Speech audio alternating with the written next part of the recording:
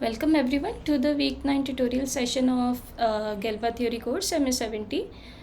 Today we'll discuss some sample questions related to week 9 lectures. So let's begin. Feel free to ask if you have any doubt. Okay.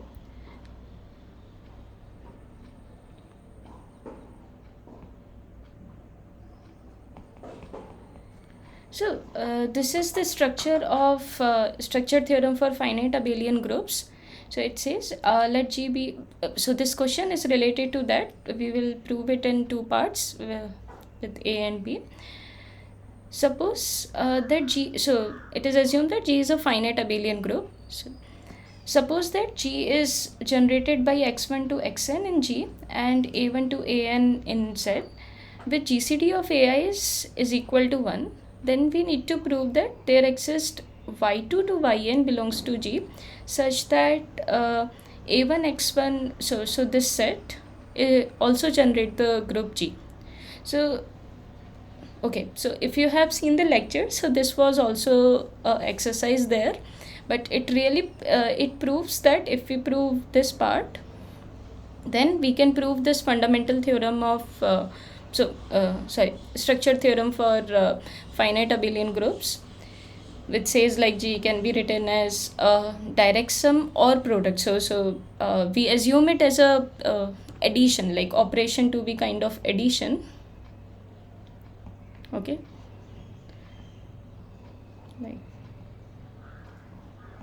so why I'm saying like that, it's like when you take, so G for example, if you take like generated by A, so there are two ways to see that. Either you usually, what we usually do, we write like this and A square, right? So multiplication is, we represent it by dot. So if I am saying like think about it as a addition, what you will see, like you can think of it as this. So it's just representing like that. So we will deal with this question by thinking this operation as a addition. Okay, is that okay?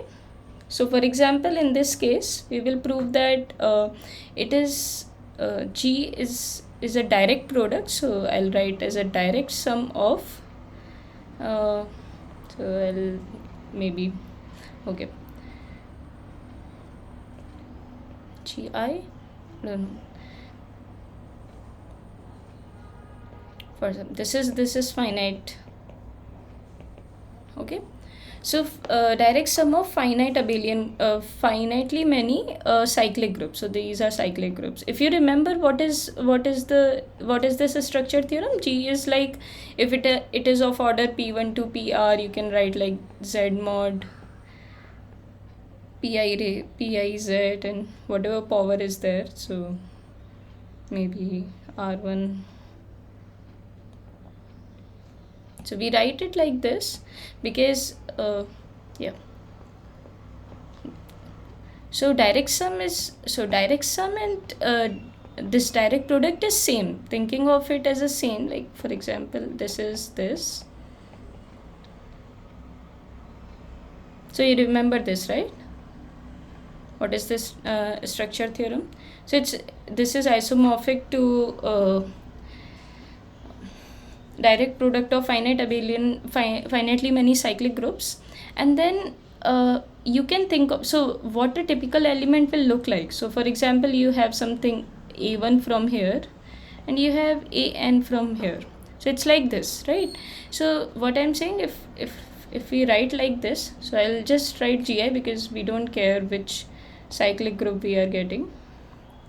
So for example, like this, and we just write like this. So direct sum says, okay, there are two notations like this. What is the meaning of direct sum here? Can you tell me?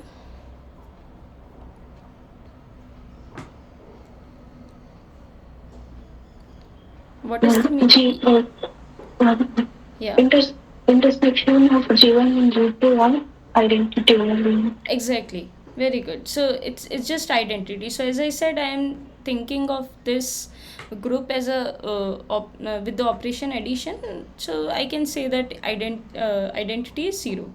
So intersection should be just identity, and because what we are doing, we have G, we are breaking it into parts so that we get something like that. Okay, so it is so G1 and G2 are really subgroups of G.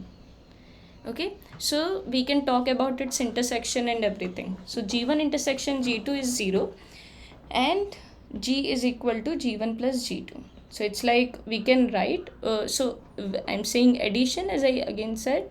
So it's like, so for example, if X belongs to here, Y belongs to here.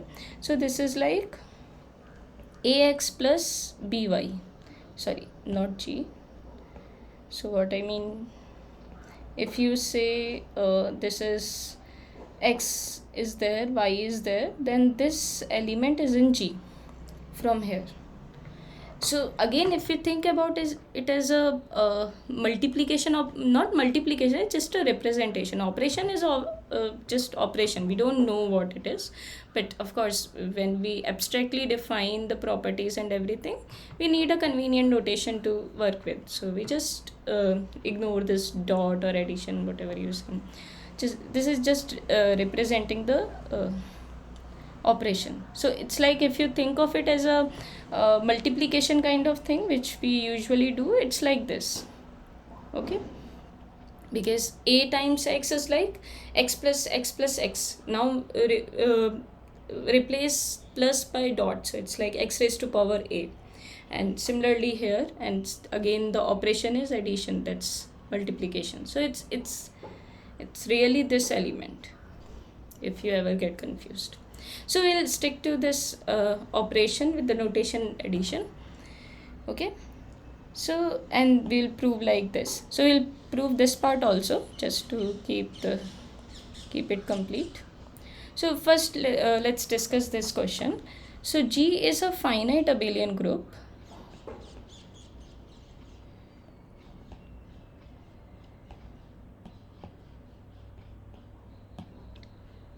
and G is generated by x1 up to and so on xn, and a1 to an belongs to z. Okay, with the condition that GCD of a1 up to and so on an is equal to 1. Okay, to show there exists y2 to yn belongs to G such that a1 x1 plus up to and so on an xn, this element okay, sorry,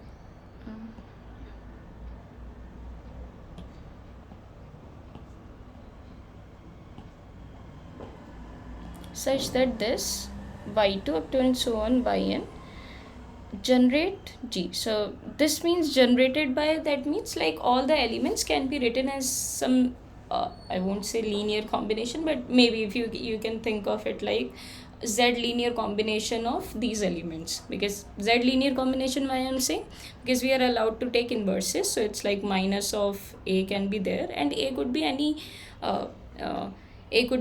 element of Z, so any integer. Okay, so it's like this. So this notation will mean that only. Now let's try to prove this. Okay, so we'll so there is a hint, I just cut it, but we are anyway going to do it. So use induction on n. We'll apply induction on n. Is the question clear, by the way?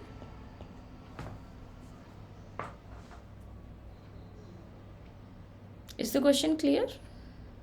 Yes. Okay, great. So we'll apply induction on n. Firstly, what do we need to so let's take n equals to 1. So what does this mean? G is just x1, okay, and we just have a1, and which has GCD to be 1. What does this mean? This implies A1 is actually 1. Right? If GCD of one element, what does this mean? It's just the itself. Okay? And yeah. So A1 is equal to 1. What does this mean? This implies according to this thing, n is equal to 1, so we will not be going to y2 to yn. It's just a1 x1 plus up to and so on, which is not there, so it's just x1 only, so we have nothing to prove.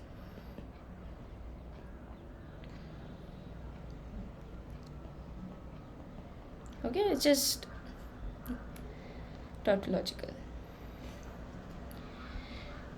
Okay, so let's assume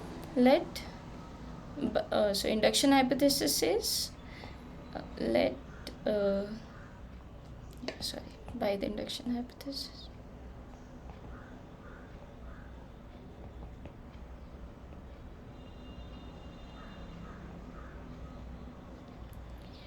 so what does this say?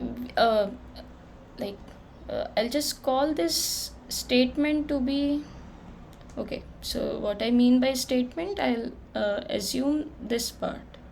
Okay, this as a statement, or maybe I can refer to the question also, but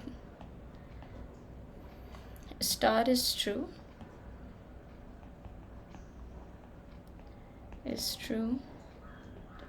for any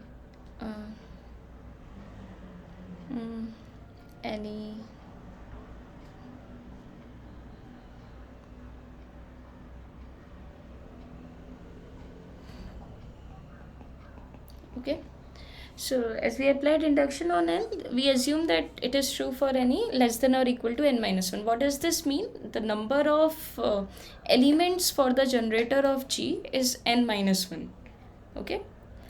So let's try to prove this for so k equals to n, whatever the number is equal to n. So that means okay. Okay, so firstly we have this, we need to get y2 to yn. Okay, so what is y2 to yn? Mainly for to have this generating set G. Okay, so how can we go down from this? Can you tell me?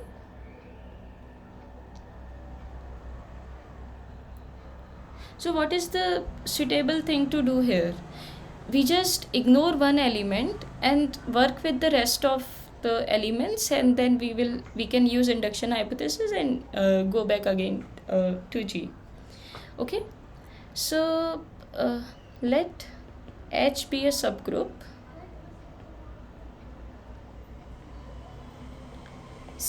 of G generated by x2 to I already said generated by x2 to xn. So I have ignored x1 and now I'm just working with x2 to xn. So that is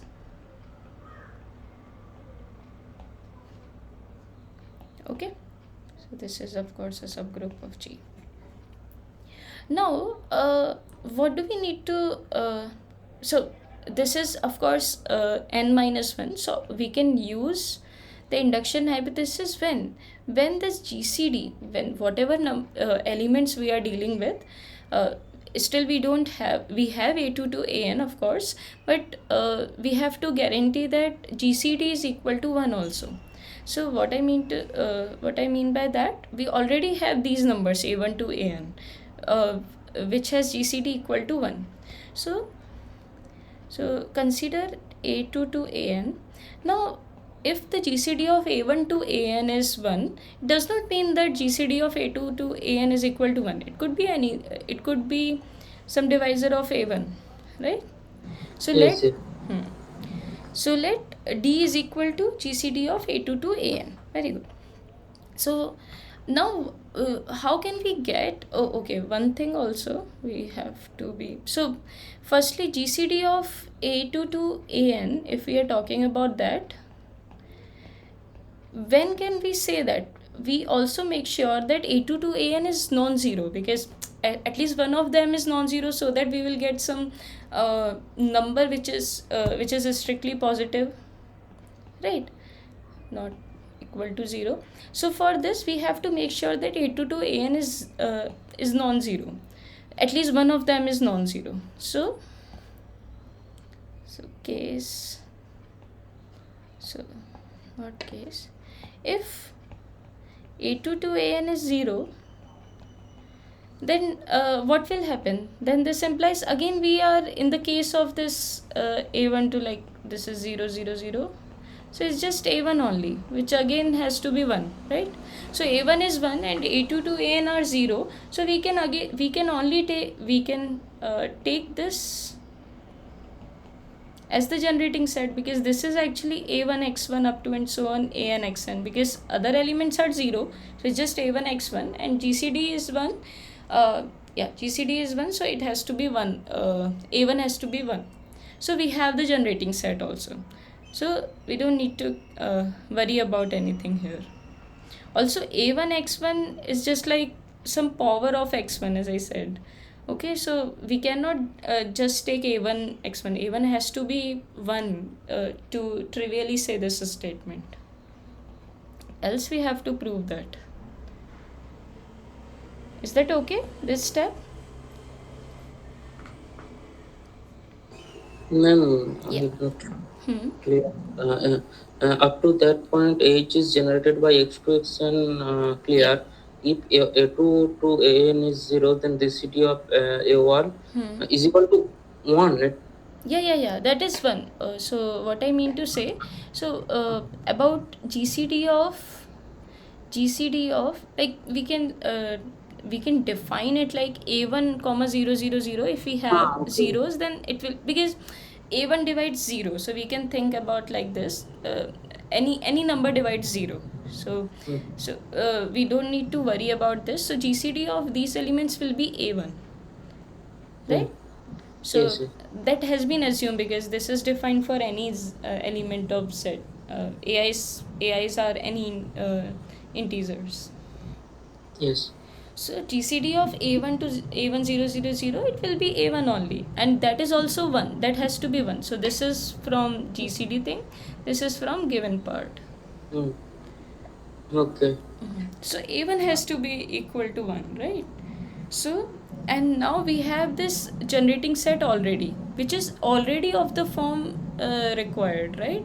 Because the form we need, we want to find, there exists some y2 to yn such that a1 x1 plus up to and so on an xn, and these elements generate g. So what we can do, y2 to yn, we just consider it to be x2 to xn. So these are same, okay?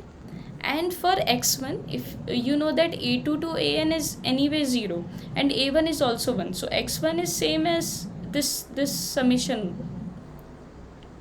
So, Yes. and we have already given this statement, like g is generated by x1 to xn.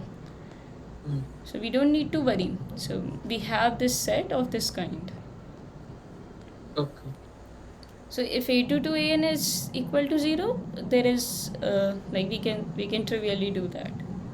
So we can thus we can assume that. So without loss of generality, we can assume that uh,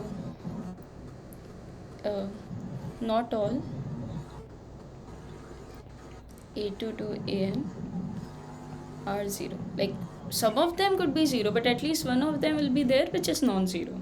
Why we need that? Because we are now defining this, right? We are now trying to defining this. If all of them are 0, then d has to be 0. Like, that does not make any sense, because GCD is always greater than always a positive quantity. So all things like that will be a problem. So because later what we are going to do, we are going to divide by d, so that so we'll do that. But so if it is 0, we cannot divide it, if even if we define the convention also. Okay, so this is the case, and h is x2 to xn. So as I said, to use the induction hypothesis, we have to see what is so what I mean to say, G is there. G is a finite abelian group, so H will also be a finite abelian group. So we have a group. Now we need the numbers a1 to an such that GCD is equal to 1. Then only we can get some elements. Okay, so let's see. Can we do something here to get GCD to be 1? Some new numbers such that GCD becomes 1. Yes, ma'am. Question, please. So what can we do? What is the question? So I am saying we have this condition. Can we modify these a2 to an such that GCD becomes 1? Or divide by d, or Exactly. Yeah. Yeah, very good. So just divide by d, because we know that d is a common divisor. So we just divide by d the elements, and then we'll get this to be 1. And that is required for to use the induction hypothesis. Right? So we have this. We have h to be equal to x2 to xn. We have some numbers which belongs to z. Now thus by induction hypothesis,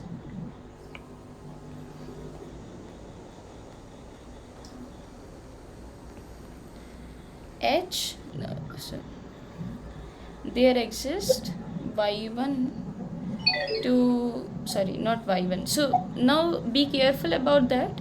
So we have number of elements to be n minus 1. So we'll get so what does the statement say?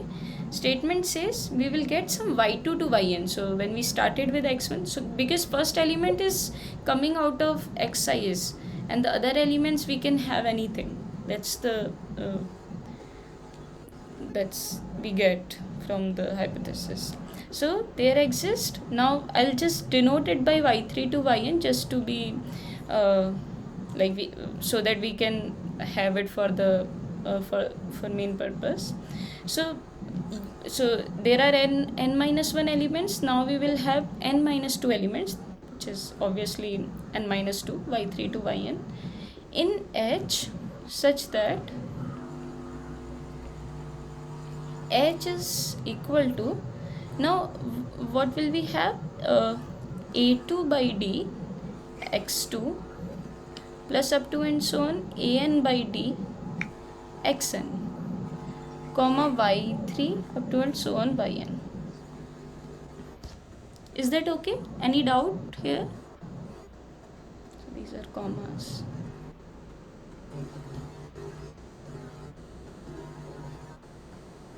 Any doubt? no. Okay, great. So let's call this element to be y.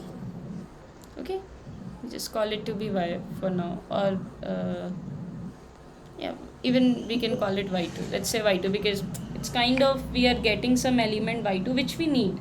Okay, we now have, for example, y3 to yn. We kind of need y2, but we also modify this for our main purpose, but just call it y2 here. Now, so that is, so I'm just writing again. So we have this an by d xn. Okay. Okay, great. Okay. So what is the difference between h and g? It's just the difference of x1, the generator x1. Okay, we have to include somehow that. So what we can do, we let's consider this group, let's say K, which is generated by x1 and y2. Just consider this one. Okay, and consider the numbers. Now we have to again I am using induction hypothesis. So okay. Oh, I'm not using induction hypothesis for now because I cannot use, because I have only proved for n equals to 1.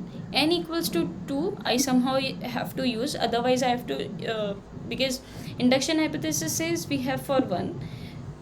If we prove that n implies n plus 1, then we have that 1 implies 2. So we don't have really, we are proving that only. So we'll do it by hand, the requirement. So let's say k is equal to x generated by x1 and y2. Now so can you tell me what is the GCD of a1 and d? So d is this number, d is GCD of a2 to an, and we also know that GCD of a1 to an is 1. So can you tell me what will be the GCD of this? A1 and D.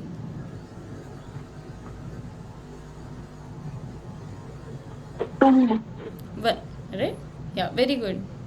So this is 1, because as you can see, this is what? This is just, you can replace D by GCD of A2 to AN, and we can just pull it out, because it's just like taking GCD of some elements and then GCD of some other element you can take. And if you are interested in GCD of all the elements, you can just take it out and do it, right? So this is same. So this is equal to 1, so we have that requirement. And now we have k, and so GCD of 1 means what? This implies there exists. So by Bezo's, what you can say? Yeah. There exists two integer such that combination of integer with these two number equal to 1.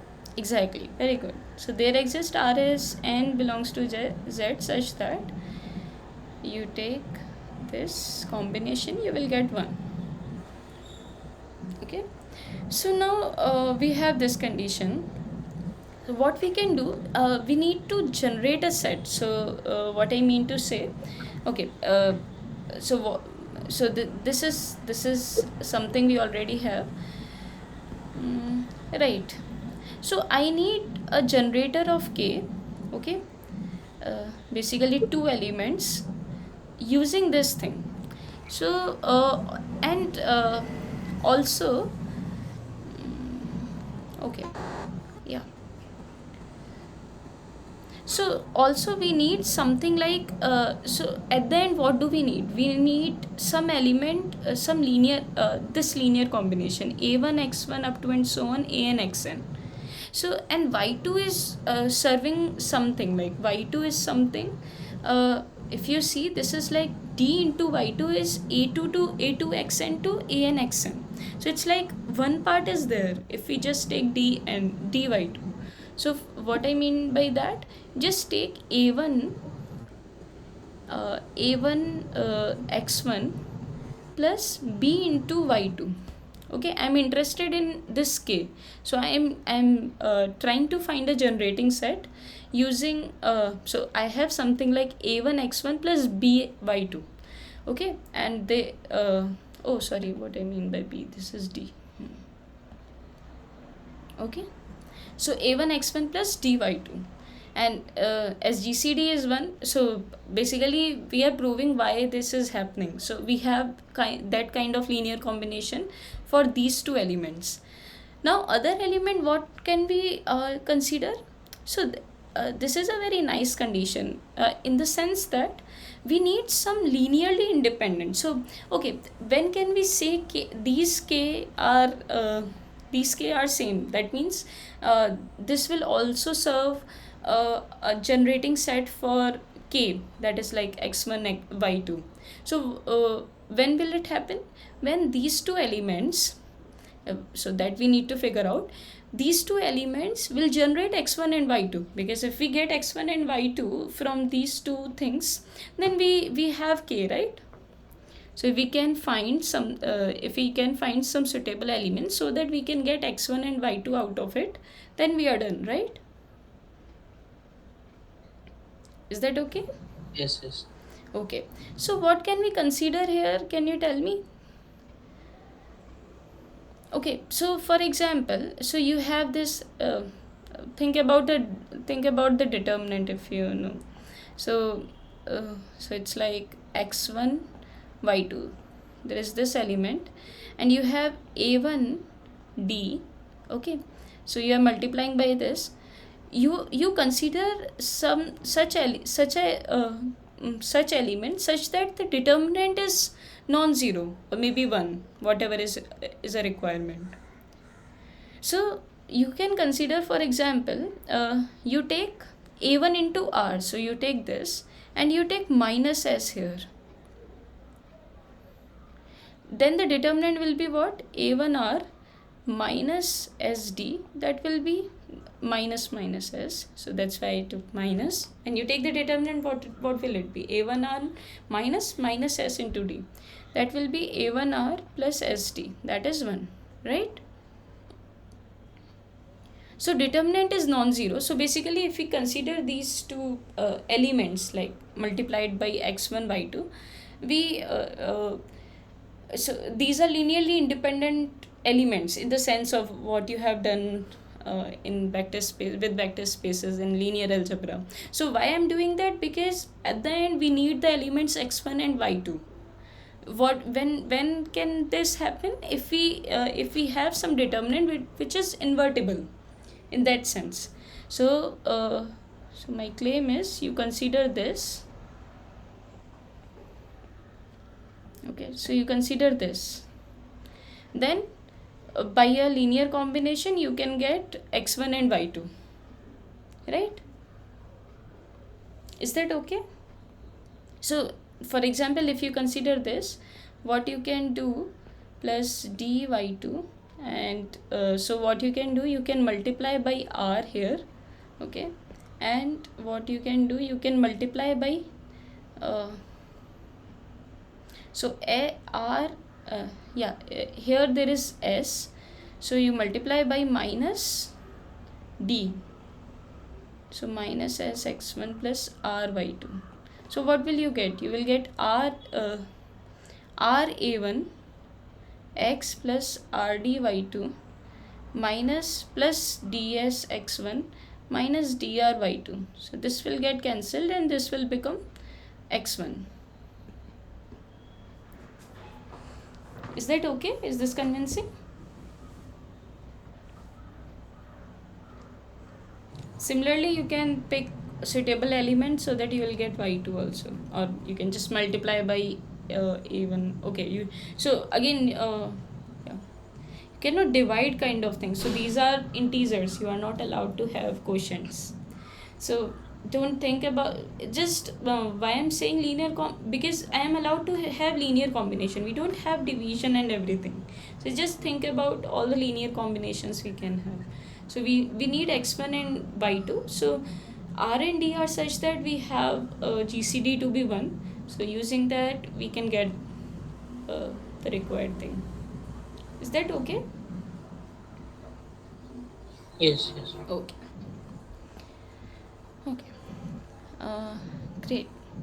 So we have these two elements.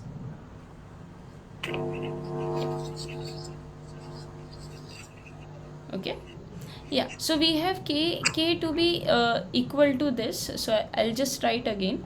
So k was x1 comma y2, and we got this other generating set with the help of gcd a1 comma d equals to 1. We got this, right? So what we can do now, observe that this is what, this is exactly a1 x1 plus d. As I said, this was a2 x2 up to, and so this was d, a3 by d x3 up to, and so on, an by d xn. This was that. So this is equal to right?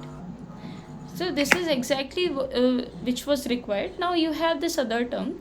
Now we are interested in getting g, right? That is x1 to xn. So we have so many conditions now. So firstly, you can replace x. So this is, so you already know that h is x2 to xn, and you got something like y2 to yn. That we did already, right? So y2 was yeah, y2 was this, and there was some y3 to yn, which is from there. So you have this. So what I can do, I can just replace these x2 to xn by this, because that generate x2 to xn. Now x1 and x1 and y2, so I'll just write y3 also. So x1 and y2, we have already seen we can generate with these two elements, and that two elements is, just I'll write once again here. You have minus s x1 plus r y2, and you have y3 up to and so on yn, exactly the same. Okay, and this we have already seen. This is a and xn, and you can call this number as y2 dash. Okay, so let's say this is y2 dash. I'm just defining it. This is y2 dash, y3. Doesn't matter. We just needed to show the existence of these elements, and the first element should be this. So we are done. Is that okay?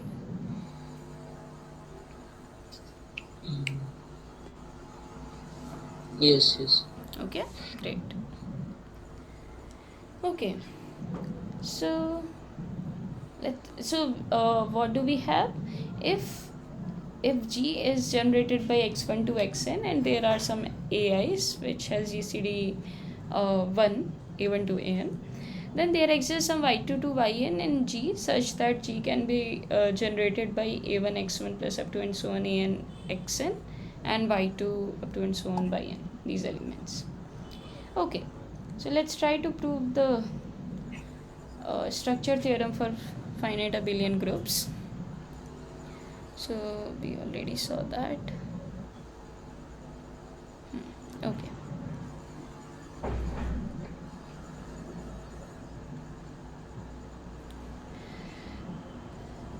So it says G is a finite direct product of finitely many cyclic groups. So again we will use induction to prove this.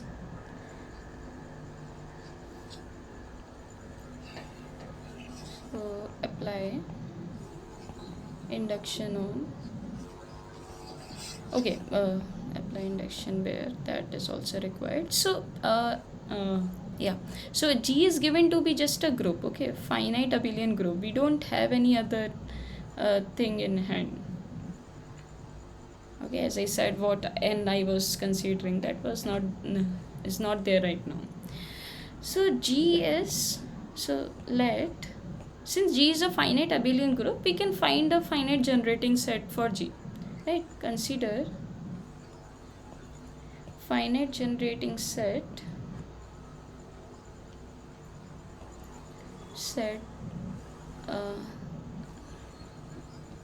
x1 to xn for G, of course, x1 to xn, such that, okay, so we are applying some condition on it, such that n is the smallest among, let's say, all such n's. So what do we mean by that? So if we have, for example, 3 generators, and we can have 5 generators also. So we will just consider the smallest in such in all the generators, on all the generating sets we can have. Okay, is that fine? Yes, yes. Okay, now among these x1 to xn among these x1 to xn, so among these, okay, among these generating sets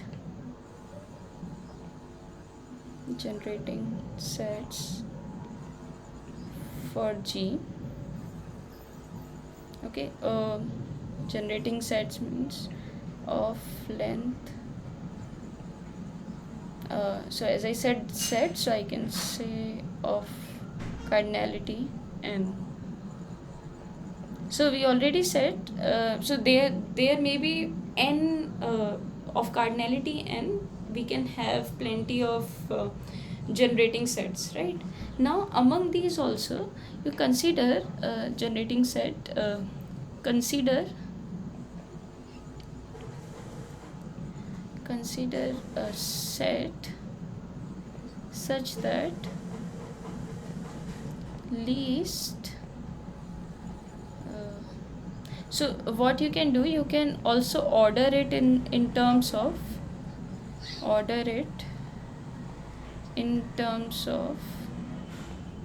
their orders. Okay, that's, so order means of a group. Okay, so orders of these element, you just order it, or order it maybe in increasing order. Okay, increasing order. So you just write it like first element is of least order and like this. Okay, you just write it in increasing order. It need not be a strictly increasing, but it could be just increasing. Okay, because you can order natural numbers, so by well ordering principle. So such that least, yeah, consider a set such that least order element, such that x1 is of least order. So what did I mean? You consider all such sets and you order it like this, and then the first element, you look at the first element and you consider which has minimum order. So there may be some set of like of which the first element is of order some bigger than the other one. Okay, bigger than the other set's first element. Okay, so you just consider in that sense the least order, like order with first element to be of the least order. Is that okay? How we are choosing this generating set? That's important because we will need that. So first we restrict to the least length of the generating set, and then we will see we'll order it in increasing order of increasing order of orders of these elements, and then Take first the least order of the element according to the. exactly, yeah. Okay, so this is what we are considering. You will see how we will use it also. So we have this, so we call it x1 to xn, call it. Okay, already I said something, so I can write y1 to yn if I want. Okay, or maybe it's fine, I am just denoting, so you can say abuse of notation, but okay. So g is, I don't need to call now. So g is equal to x1 to xn. Now we'll use so as I said, we will use induction, apply induction on n. Okay, so with n equals to 1, there is nothing to prove, right? Why? Yes. Why? It is trivial, obviously. If there is Itself is a cyclic group, right? So it is generated by one element, so it's a cyclic group, right? So we don't need to write it as a direct sum of, we don't need to see it as a direct sum of cyclic group. It itself serves that purpose, right? Yes, ma'am. If there is one element which can generate the group, then it is a cyclic group. So we just consider that. Great. So assume, so of course we have from the induction hypothesis we can have it for smaller n, but now so by induction hypothesis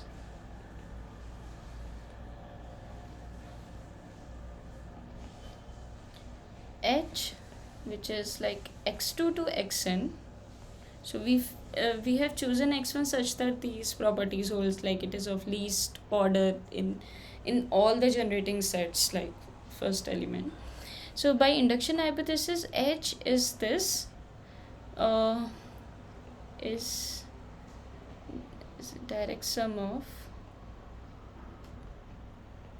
cyclic groups. Yeah. Of course, finite. Okay. Okay, direct sum of finite cyclic groups. So we have this from the induction hypothesis. Now, so G is so to show G is really x1, and you just take direct sum h, because h we can write it as a direct sum of cyclic groups. If we can just write x1 also as just firstly x1 can be written, x1 is itself a cyclic group, okay, and these are direct sum of cyclic groups. So we are done if we can prove this.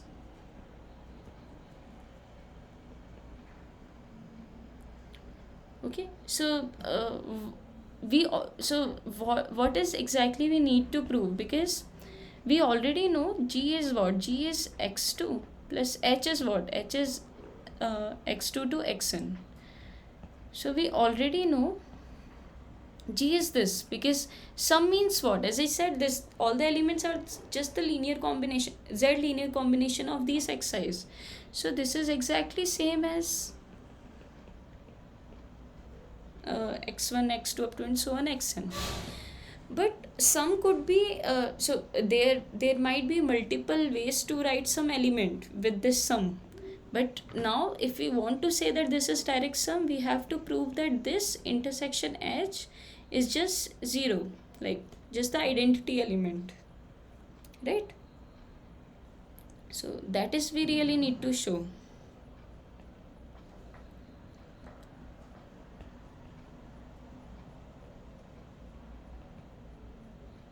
Is that okay? Ma'am, second line, G is sum direct sum of x1 itself, and H is the which is the direct sum of other some cyclic groups. Right, Uh, right. After that, you have written that it is equal to uh, So x1 comma x2 dot dot xn. How this is? okay, so I started proving it. So I'm saying this thing we already know. Why? Because G is what, G is exactly x1 up to and so on xn. We already know this is there, right? We started with G has a generating set x1 to xn. Now what we can do, this is just x1 to xn. What does this mean? This is some linear combination of all the elements are some z linear combination of these xi's. Not some all the linear combination we have, right? Now what we can write this equally, right? We can write it as x1 separately and x2 to xn separately. Why? Because generated by x1 means what, this is just Cyclic.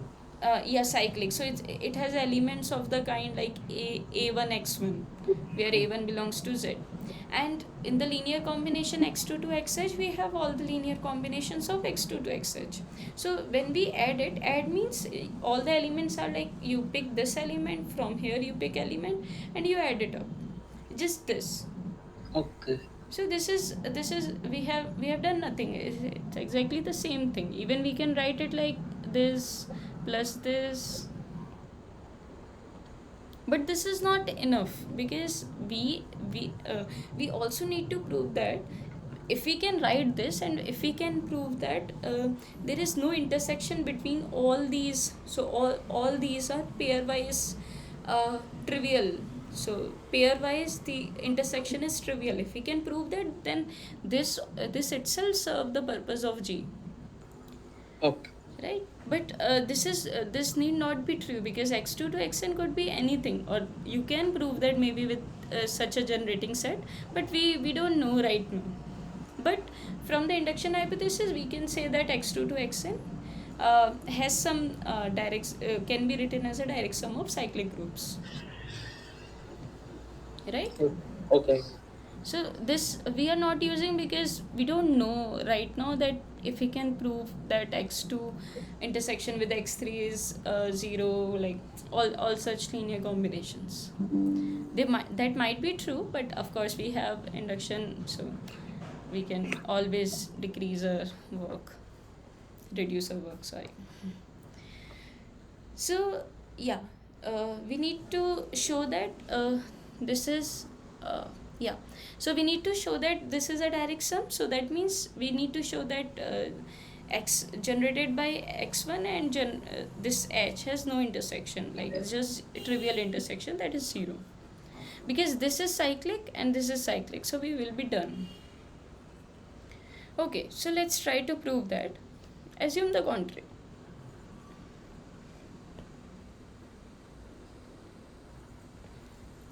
What does this mean? You have some element, let's say z belongs to x1 intersection h. Let's say you have some element z.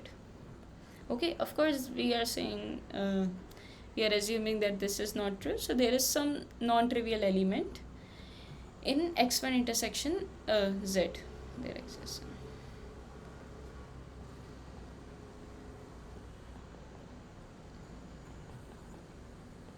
Okay. Okay. This is not a good way, but okay. So z. So that this implies z can be written as some a1 x1, and it can also be written as a2 x2, because this is in the intersection. So you can write it in terms of generated by x1, like this and this, both of them. So from here this will be a1 x1, and from here h is the generating set, x2 to xn a generating set. So you can write it like this, right? Hmm. Also Yes. also note that can you tell me what a1 will be? Like a1 oh okay, I didn't assume the order of x1, right? Oh okay, assume order of x1 is m. Okay, that least one is m, so order is m. So can you tell me what will be the order of sorry, not order. So what will be a1?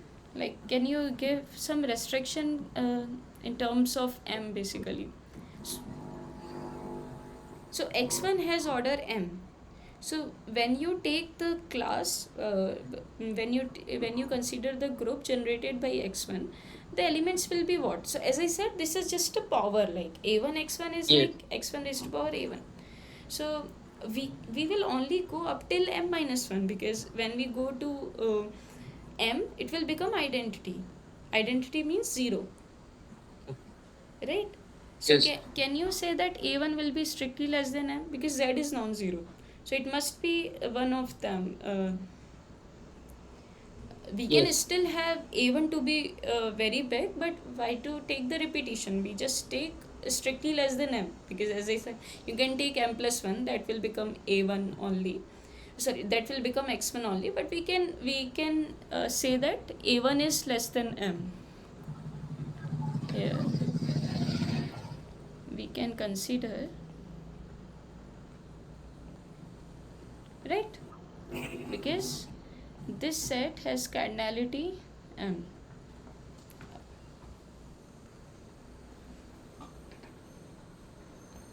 Is that okay, this step? Okay. Okay, great. So a1 is strictly less than m. Now consider, okay, let GCD of a1, a2 up to and so on an to be equal to, let's say again d, which we have considered earlier. So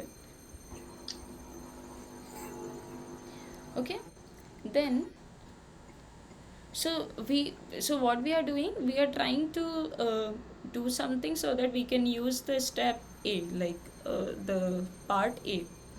Okay, so as you already know, GCD of this is equal to d, so GCD of ai by d, like a1 by d up to and so on an by d, that will be 1. So let's consider some element g, which is a1 by d x1 up to and so on an by d xn, right? We can write like this. Yes. hmm. Also, yeah, a1 could be, should I say 0? uh, I, that should not be 0, so let's start with 1 only. So I'm assuming the contrary, like we are assuming that z is not 0, so a1 has to be not equal to 0. Okay, so we have this, so GCD makes sense, and we can divide by d. Now we have this, so this implies, so this is also an element of g, right? Because this is some element, linear combination of xi's. So what will be the order of g? uh, yeah, should I say order of g, or let's see.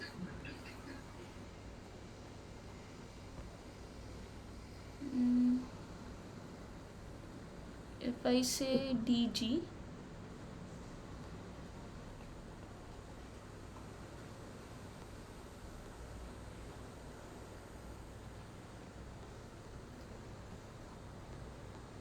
right. Okay, so let's see what is the order of dg. Okay, so right. hmm. So can what can we infer from this? So order of dg,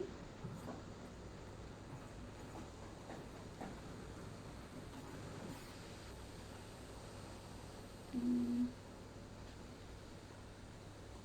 okay, yeah, I should take minus also, because I want to relate it with z also. So z is not z.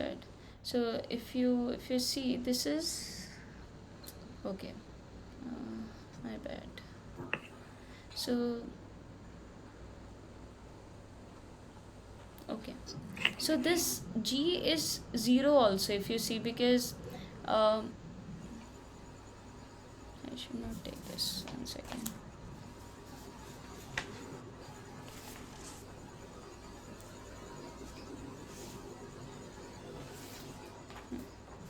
Yeah, g is fine, but yeah, right. Okay, yeah, sorry. Yeah, let me do like this. So from you know that this is the case.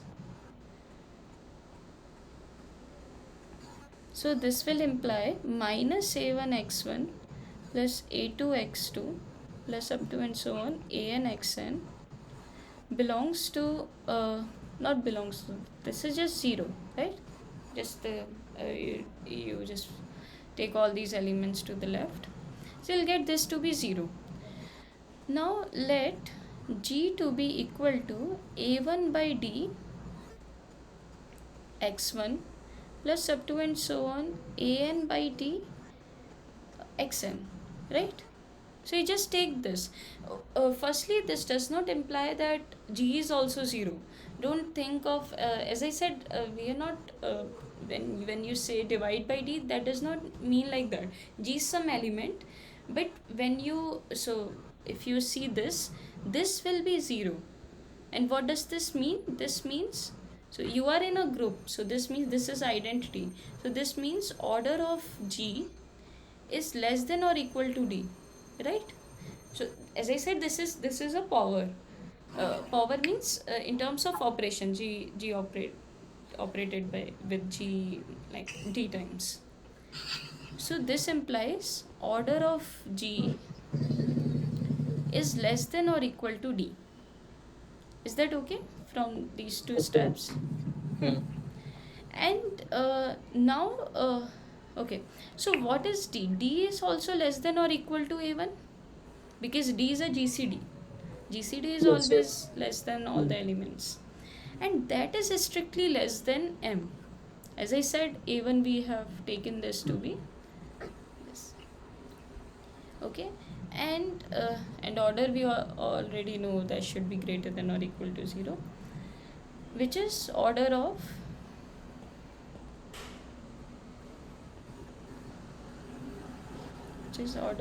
x1. Okay, so this this condition we have. Now basically what do we have? We have this strict inequality at this step. So we actually have an element which has order strictly less than M. So what can give the contradiction? M was such a number of element, order of some element, such that when you take n generating set of length n, then it is the least one among all the n generating sets. So if we can prove that there exists y2 to yn in G such that G comma y2 to yn is a generating, so as I said, this is already such that G is equal to this, then we will be done, because we have created a n generating set which has the least order element to be of order strictly less than m, but we have started with a strict less, like m was least possible. So if this is true, then we will arrive at a contradiction. We'll get a contradiction. So if you see this part, is that okay? If we prove that, then we are done.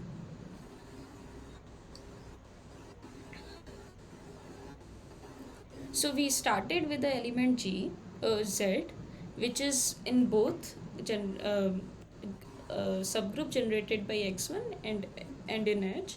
Then Z can be written as a1 x1 and also a2 x2 up to and so on, a n xn. Then we have, using this thing, we have created an element G such that order of G is strictly less than m. Okay, and yeah, and also greater than, so it does not matter, but as it will be at least 1, so doesn't matter, because if it is identity then we can always reduce it, but we have started with the smallest possible. So in any case, so we have an element G. Then if we can prove that there exists some y2 to yn, so we have to construct a generating set so that G appears there and it is of length n. These two things, if we can generate a set generate a set of length n with the element G, then we are done, right? Yes. And this is exactly, if you see, G is what? G is exactly of the kind a1 by d up to and so on an by d. These are the coefficients corresponding to x1 to xn. And so we have everything related to the part A, which we have proved already. So what was A saying? If you have a generating set, let's say x1 to xn, and you have some numbers here, a1 by d up to and so on an by d, which is GCD1, then you can create a generating set such that G is equal to G comma there exists some y2 to yn such that G, such kind of element G comma y2 to yn is also generating set. So I can say that this is true by part A. Is that okay? And we arrive at a contradiction now. Is that okay?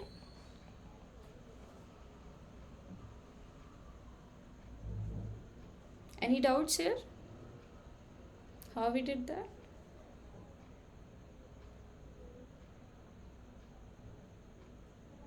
Any doubts?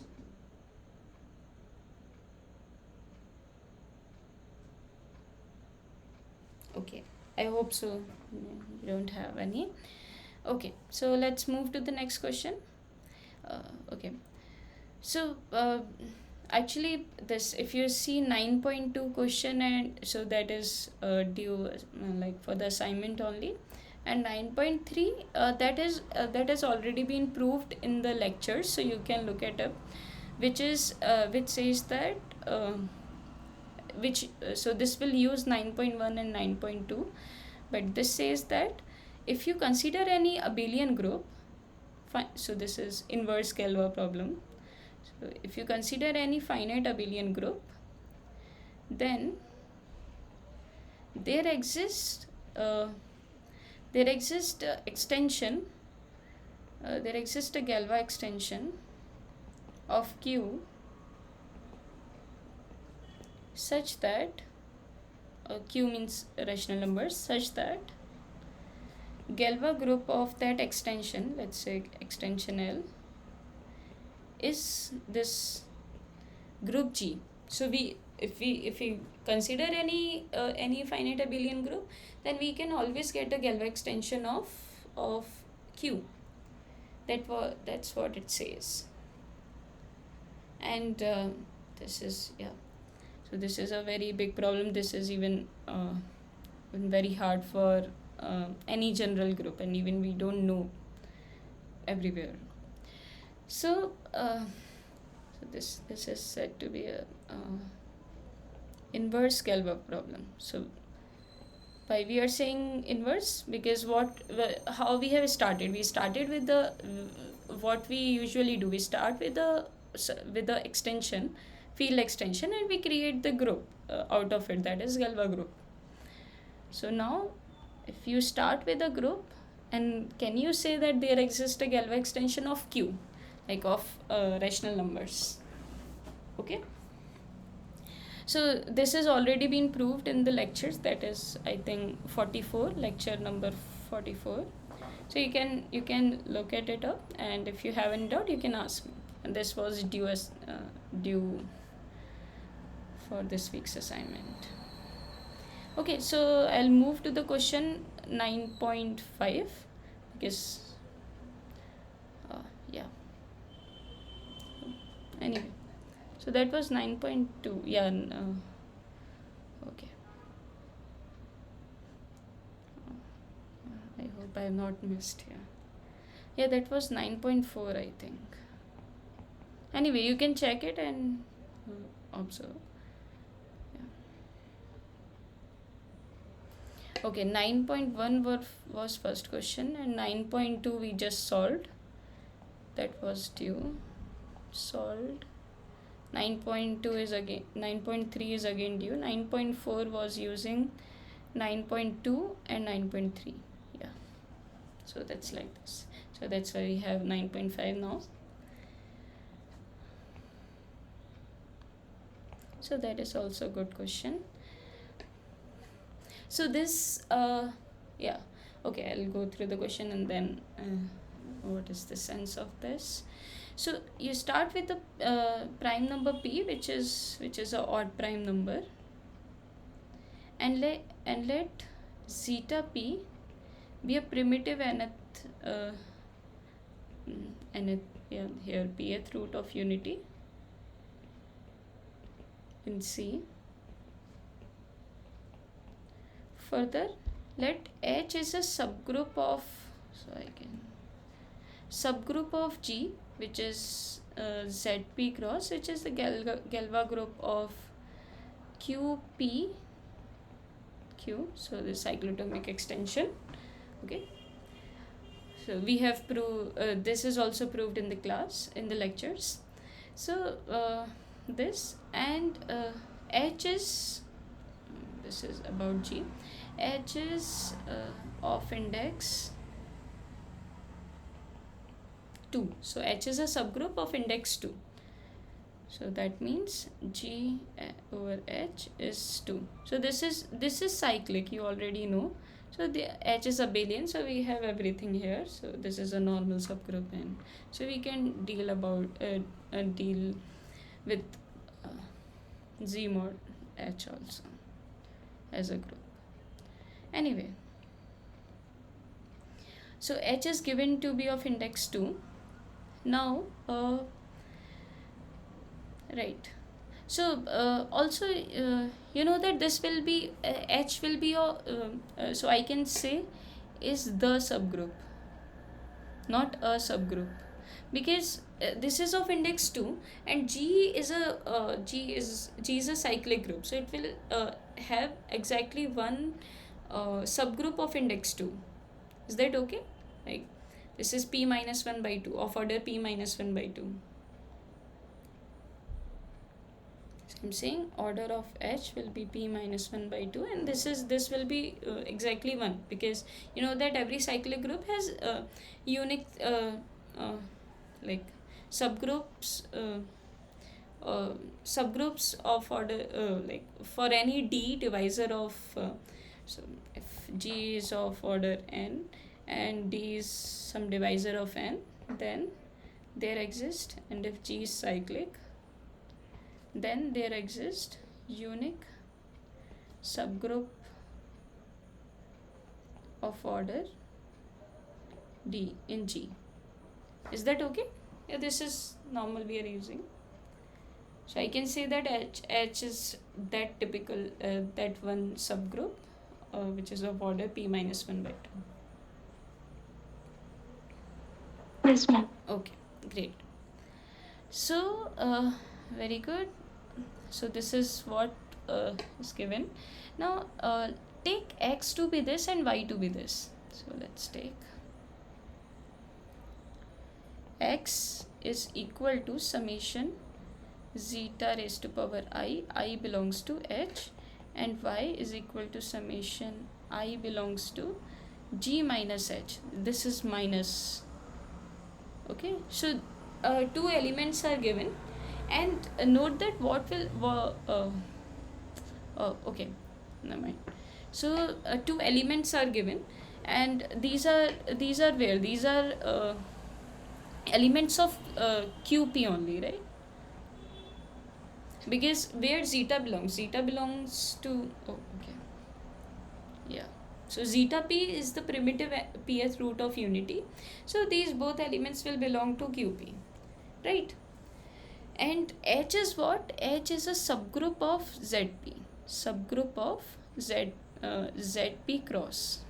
So just to get familiar with the notation. So H is a subgroup of ZP cross index 2. So that's what we have right now. Ma'am, excuse me. Yeah.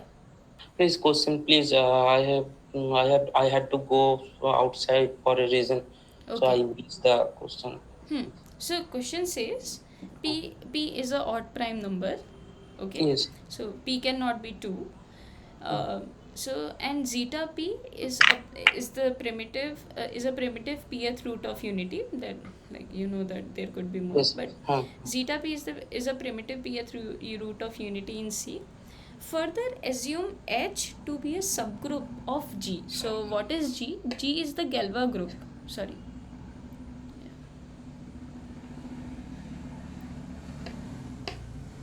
Yeah. So G is given to be the Galois group QP over Q, which is, you already know, that is the units in ZP. So ZP cross, that will be what, like 1 to P minus 1, 0 will not be there. That's all we know that, right? And that is a cyclic group, we also know that. So G is that cyclic group. You consider H to be a subgroup of G such that be the subgroup of index 2 in G. That a subgroup, as I said, for every cyclic, you know that in the cyclic group, for every divisor we have unique subgroup. So of index 2 means we already have its cardinality, that is p minus 1 by 2, because ZP cross has cardinality p minus 1. So H will have cardinality p minus 1 by 2, right? So we have that particular subgroup in hand, that is H. Okay, this much we have given. Now we have been asked, you consider x and y. X and y is what? X is summation I belongs to H, zeta p raised to power I. It's just element.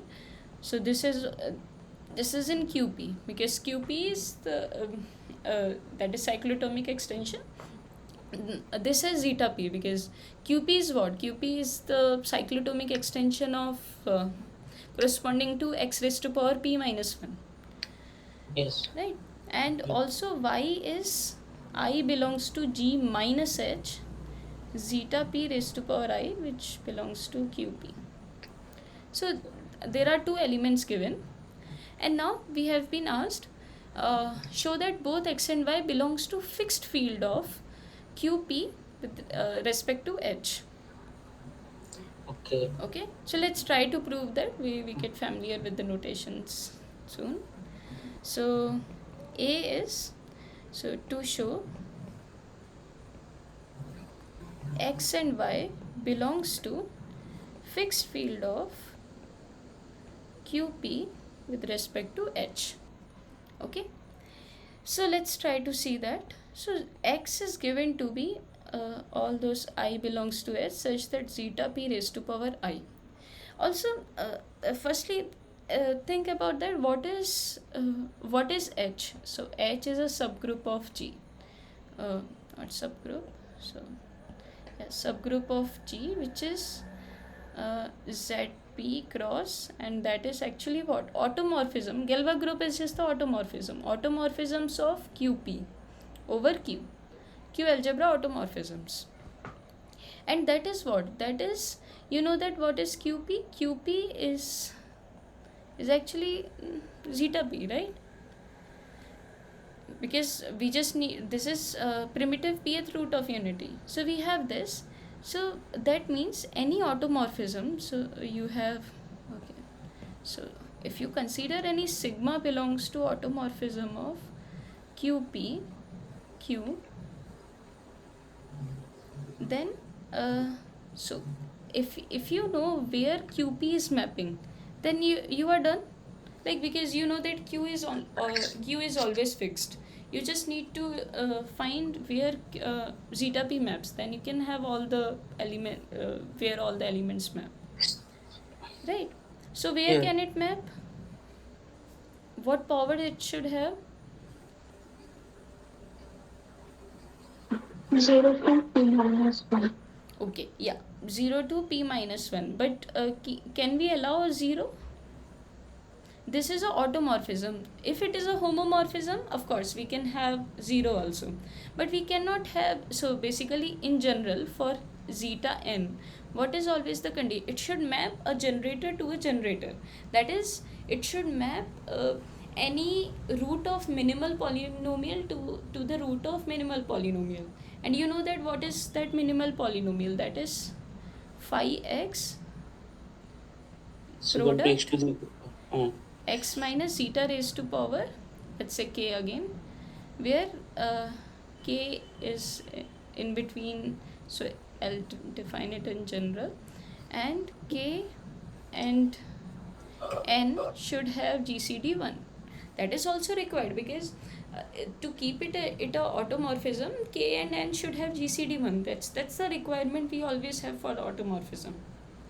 And this is also true in this sense also, because minimal polynomial says that any root of a minimal polynomial should map to the root of minimal polynomial. So it cannot go outside, like it cannot go beyond this. So here, as you know, when will k and p will have GCD 1? That will always be when k is bigger than 0. Like if it is 0, then GCD is not 1. But from 1 to p minus 1, with p it has GCD 1. Right? Yes. Okay. Yes, ma'am. Very good. So we have this. So I'll just remove this condition for now. So we this is a typical element of automorphism look like. Okay, so this implies k could be from 1 to p minus 1. This is what we have. Okay, so let's see. So basically, what are the elements of H and G? These are really the automorphism. Like why I explained that, because what we are doing, uh, we are going to so I'll write with J because I is there. So I belongs to H means some element of ZP cross, and I can be realized as a automorphism. In what sense? You can just think of it as a power of zeta p, where zeta p is mapping. So what I am saying, let J belongs to H. That means when you apply J to X, that is like, you can think of it as a sigma also. Sigma applies applying to X. So what will happen? It will, so this is the map. And now you can, because this is a algebra homomorphism, J could go inside. And what is the effect of J on zeta p sigma? So I'm just, that's why I'm writing dot. Okay, you can think of it as a sigma also. Okay, so what do I mean by that? Now where zeta p is mapping in this automorphism, zeta p is mapping to, so J belongs to H. That means of course J is in between this, with this condition, like it is in H also. So as you know, okay, so this is a subset of G, which is like 1 to p minus 1, because that is exactly ZP cross. You can think of it as mod p, right? So where zeta p is mapping in this like where, yeah, where zeta p is going under J, it's like zeta p raised to power J. Is that okay, this step? You can write sigma, but I'm why I'm writing J, because we are also writing like I belongs to H. So it's better to see like this. And it won't look good if we write zeta p raised to power sigma. So J is really where zeta p is going. That's exactly this isomorphism. This isomorphism to ZP cross is coming out of this K only. So K is your J here. Okay, where zeta p is mapping, zeta p is mapping to zeta p raised to power K. So whatever you pick J, you will map it to. So this is exactly the isomorphism. Is that okay? So zeta p to zeta p raised to power K, this isomorphism with so this is K, which belongs to ZP cross. So this is this isomorphism between Galois group of QP over Q ZP cross. This is this isomorphism. Okay?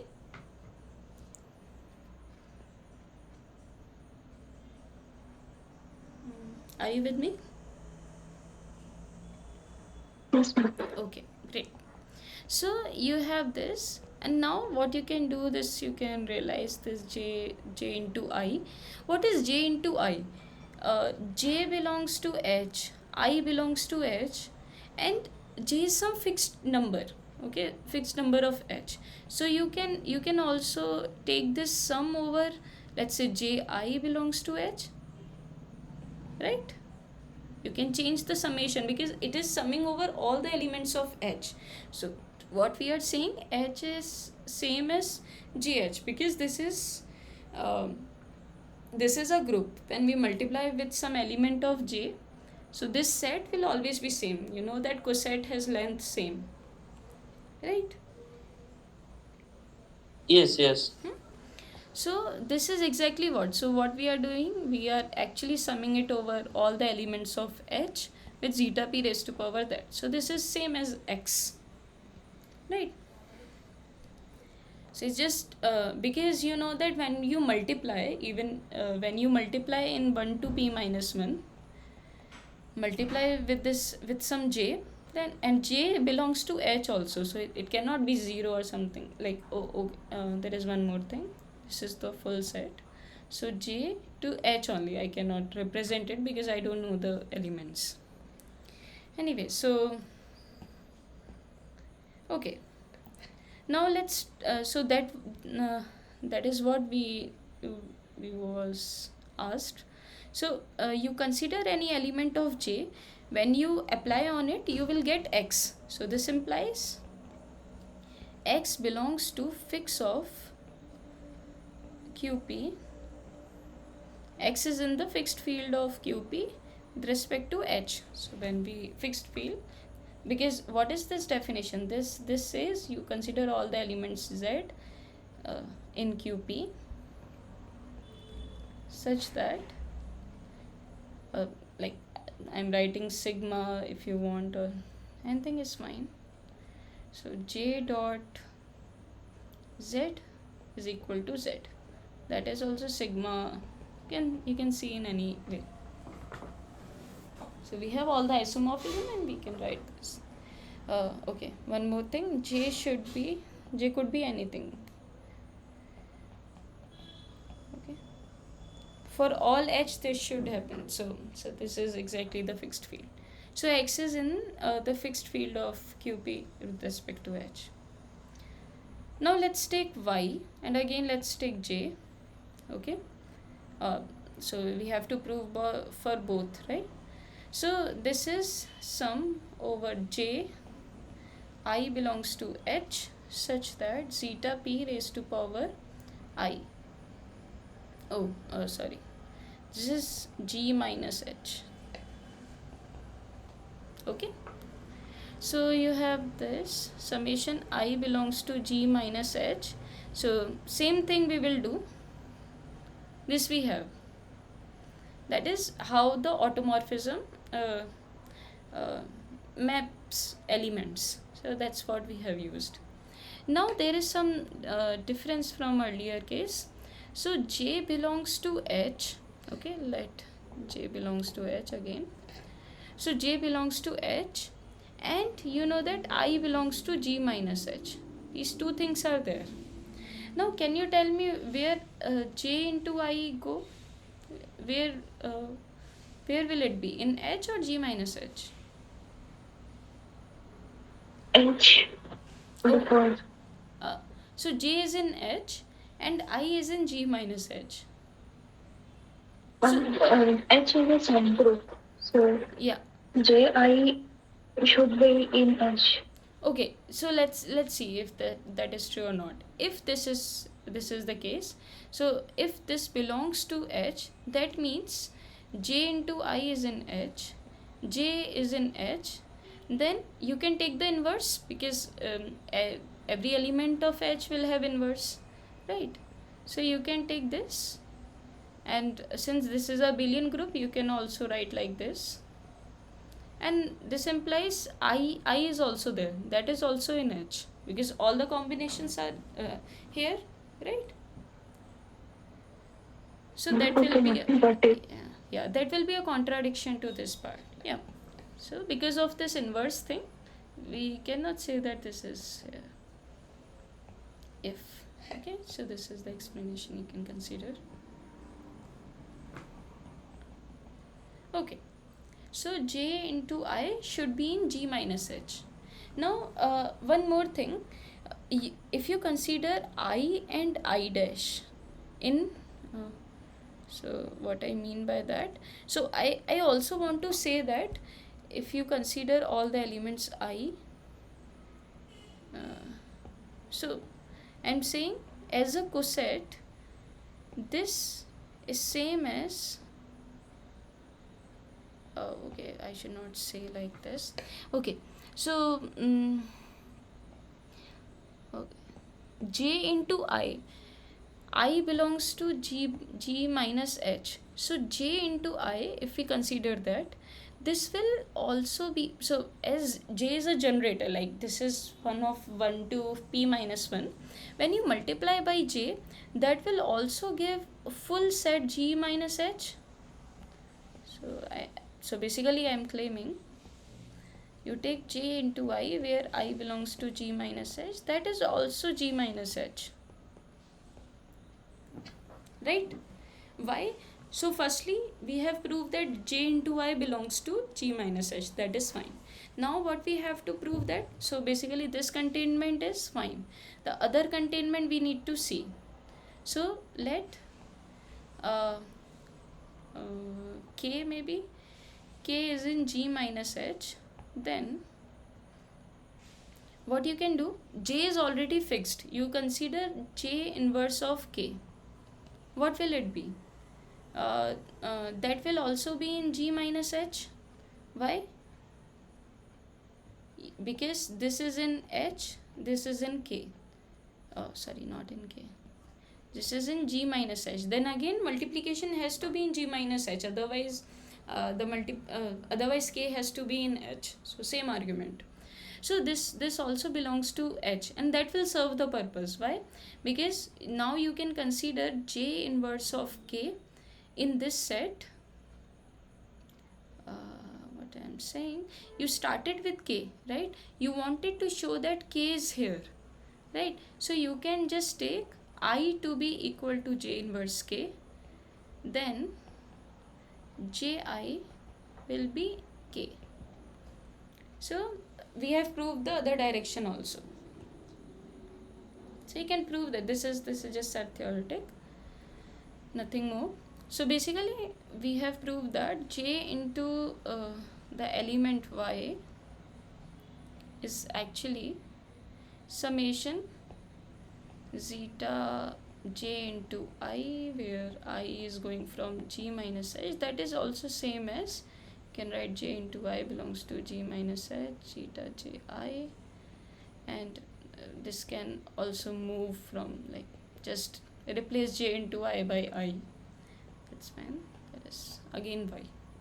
So it's just summation stays fixed, because you are summing over all the elements of g minus h, you multiply by j, you still get all the elements of g minus h, then you are done.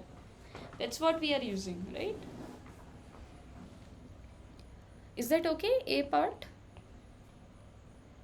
both of these elements are fixed under h, that's what we have proved. That will be required later. This is a constructive thing. So x and y belongs to fixed field of QP over H. Okay, so let's see B part. B part says, if sigma belongs to G minus H, then show that sigma of x is equal to y and sigma of y is equal to x. So I'll write here. So let's sigma belongs to G minus H, then to show sigma belongs to G minus H, then what was it? Sigma of x is equal to y and sigma of y is equal to x. Like, it reverses. What we did earlier, we considered any element of H, then now you can see this as a automorphism. Like, this is same as I said, I and sigma. Now you know what is the automorphism, what is the isomorphism between ZP cross and the automorphism group. So you can go back and forth and work here. So earlier you have proved that if sigma belongs to H, then it will fix x and y. So x will go to x and y will go to y. But now if sigma belongs to G minus H, then it reverses both of these elements. So let's try to prove that sigma of x is equal to y.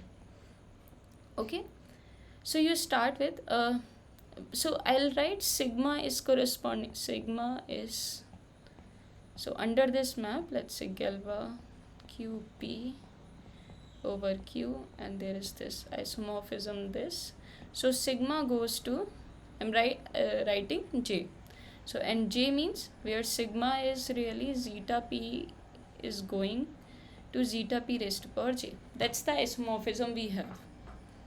Okay, so that is the map. So I'll use J because we need this power. So what is x? X is zeta p raised to power I. I belongs to H, right? That's what the element is. Now you apply sigma. Sigma means apply J. So I'll just write directly J into I. J, just in ZP cross. The elements J and I in ZP cross. Okay. Right. Now, note that what is sigma?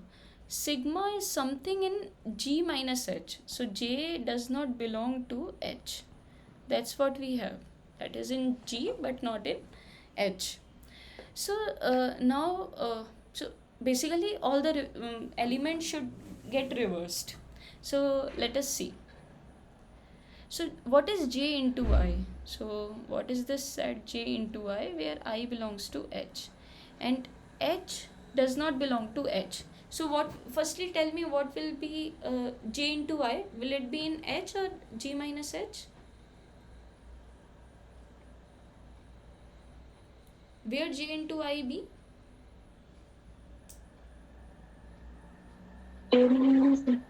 Yeah, exactly, very good.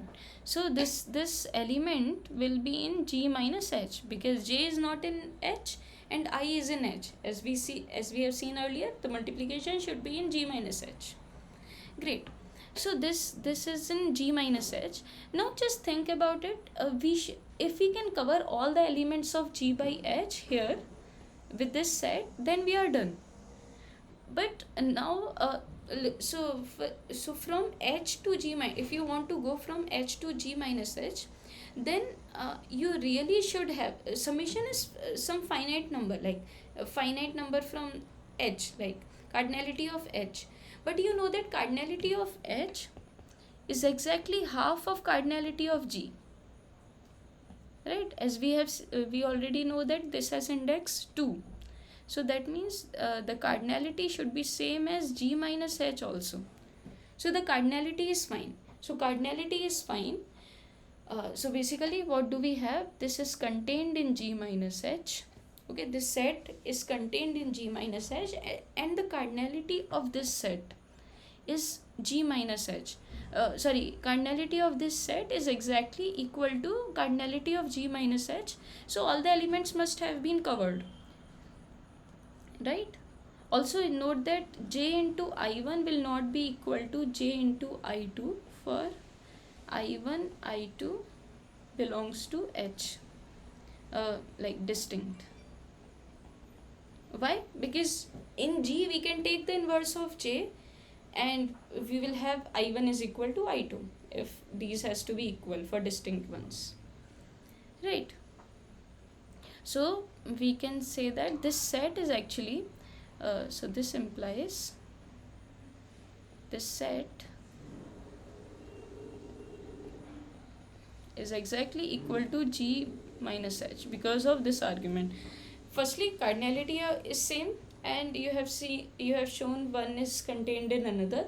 Cardinality is same, so it has to be the same set. So this implies, right? Very good. Yeah, tell me. J is a cyclic group if the cardinality is same, because we know that for each divisor we have a unit cycle. So J minus H and H both are isomorphic. No. G minus H is not a group because identity is not here. G minus H means H will have identity, G will have identity, so identity will not be there. And any complement of any group cannot be the group, right? For the so if G minus H has to, whether this is a subgroup or not, that's the question, right? This is not a subgroup. Why? Because G minus H is what? Elements of G and the elements of H has been removed from G. Now you know that identity is there in G and H. So identity will not be there, right? So it cannot be a group and hence not a subgroup. Yes. Right? So yeah. Okay. So in every, this is a general fact. So complement of any group cannot, complement of any subgroup in a group cannot be a group, because identity will never be there. Yeah, so yeah, that was a good question, because yeah, the isomorphism cannot be there. Yeah, because this is not a group. Mhm. Yeah, Uh, in the previous exercise, we are summing over I in from G minus H. right, So right. just a notation. It is not from saying about the group Exactly, element. exactly. It's just a set. G minus H is just a set. Nothing else. Nothing more. Mm. Hmm. Okay. Yeah, just a set. Very good. Okay, so now we have I belongs to H, zeta P raised to power I. We wrote it here. Okay. Yeah. So just writing it again. So you have J into I, and that you have proved that this is same as going, or maybe if you want to write new notation, all those K in G minus S such that zeta P raised to power K. As we said, J is not in, this is not in, yeah, or maybe in G minus H.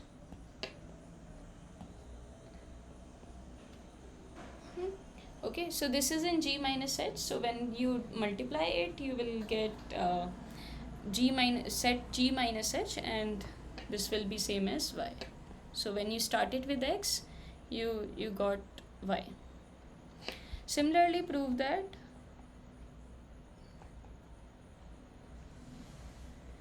sigma of Y is equal to X. You can do that, right? So you can just keep it in exercise. So sigma is again not in H, and all the elements of Y is not in H. So again you think about the multiplication. So multiplication of any element of G minus H, and J belongs to G minus H. Where should it be? Like, where will I into J be? Think about it. This will be in H. Think about it. Yeah. Okay. Right.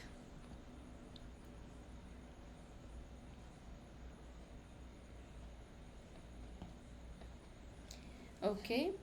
So now we need to see. So let's move to the third part.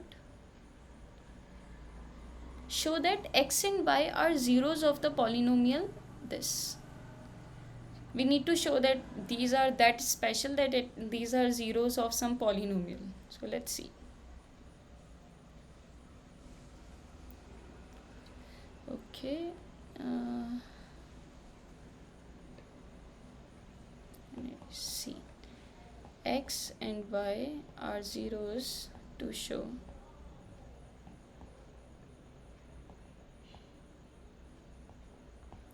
x and y are zeros of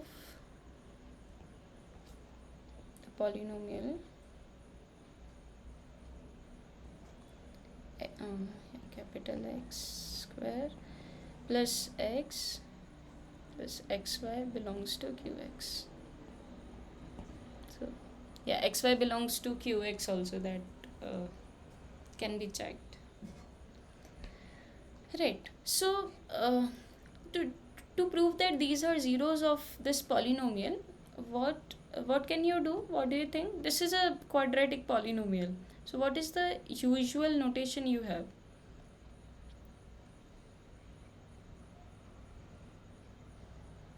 So in terms of zeros, you can write the polynomial, right? The quadratic polynomial can be written in terms of, with the coefficients coming out of x and y, right? Coming out of the zeros.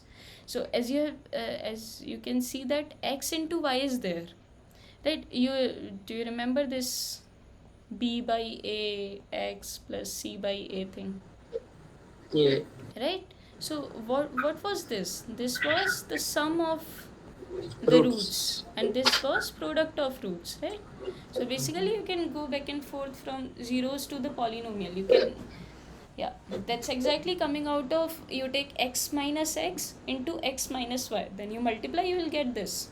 That's how we get from the zeros the polynomial, right? So now what we can do, if we can prove that, if we want to prove that these are the zeros, one way is you start with this, right, and see if you get this polynomial, because this is a quadratic polynomial. If you want to say that these are the zeros, then the polynomial should match, or because this is quadratic, this is and you are talking about two zeros, and this is quadratic, and this is monic also, so it should be kind of minimal at least.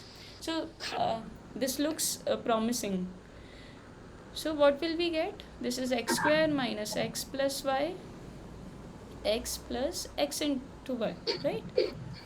So if you want to prove that this is this, we, what we really need to prove that minus x plus, sorry, small x. So what is this minus x plus y? If we can prove that this is 1, then we are done. This is minus 1. Oh sorry, this is 1. This whole thing is 1, then you have the same polynomial, right? Yes. Great. So let's see. We have minus summation. You have zeta, right? So you what was that? I belongs to h plus summation I belongs to g minus h, zeta p raised to power I, right? So let's see. So what you can do, you can combine it up, because these are the same quantities, and this will be total g, right? Because we are just doing this sum, we just combine the sum, that's with I going from in the elements of g indices. Yeah. uh, and what is g? You already know what is g. Is zp cross. So what we are really asking, what is zp cross means? You start with zp1 zeta p square zeta p raised to power p minus 1, right? Because when you go to so that is just 1 to p minus 1, because zp cross has those elements only. Can you tell me what is this?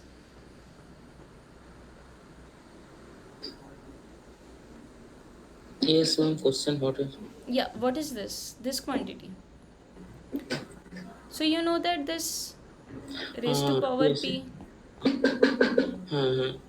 Zeta p minus 1. Yes. So that is what? That is 1 plus zeta p square, and so on, zeta p raised to power p minus 1, right? And what is zeta p raised to power p? 1. 1. So that is 0. 1 minus Yes. 1 is 0. And zeta p is non-zero, so this is well defined. So this implies this inside term, just the not the trivial one. So 1 you have removed. So you will get minus 1. So this part from this 0 will just get minus 1, right? So this you, so what I've used, this is 0 and this part, these are equal. So this inside part, this is just minus 1. So this is minus 1 and it become 1. And that's what we have we were required. Is that okay? Yes, yes. Okay, great. So we have shown that x and y are zeros of polynomial this, where x and y are belonging to qp. Okay. Okay. Now comes the major thing to do. Compute and show that fixed field of this is equal to fixed field of qp with respect to h is equal to this. Actually, if we so as I said, this was why this is very important. Now what you have shown, that you have q, you have this extension qp, right? Then you have some extension, okay, maybe I'll just copy this part.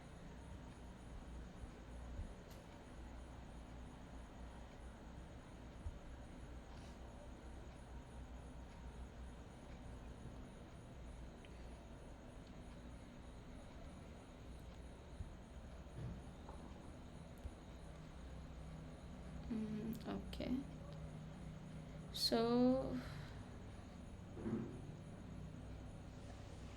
okay, so I want to crop also, but I don't know. Okay, anyway, so yeah, so we just remove all these parts and okay. So what we are saying, you have yeah, you have QP, that is that cyclotomic extension, you have Q, and there is something in between, that is fixed field of H of QP, because you know that that is also a subfield, and you know that since this is abelian, the Galois group is abelian. uh, so the okay, what do you know from the Galois correspondence? If the subgroup of Galois group is normal, then you will get this as Galois extension. This is always a Galois extension, always. That we have proved in that was proved in the fundamental theorem of Galois theory.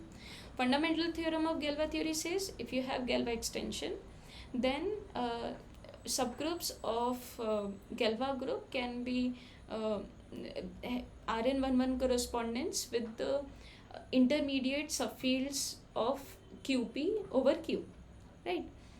Now, from Galois correspondence, we know that if the subgroup of Galois group is normal, then you can then the fixed field of so if H is that normal group, normal subgroup, then fixed field of this over Q. This is a Galois extension also. This is always true, but this is only true when this is a normal extension. Okay, normal extension means it is coming out of a normal subgroup.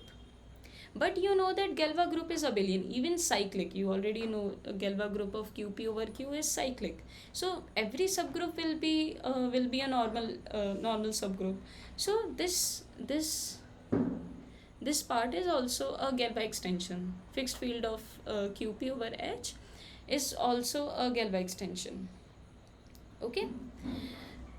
Now, so what this is saying, you yeah, so this exercise shows that every quadratic extension of Q, so if we prove that fixed field is this, so this is called as quadratic extension, because you know that degree is just 2, right? Degree is just 2, degree is 2. You just take root of P as your with Q, that is enough, right? So you have so quadratic extension, which means this has degree 2. So every quadratic extension of Q is contained in a cyclotomic extension of Q.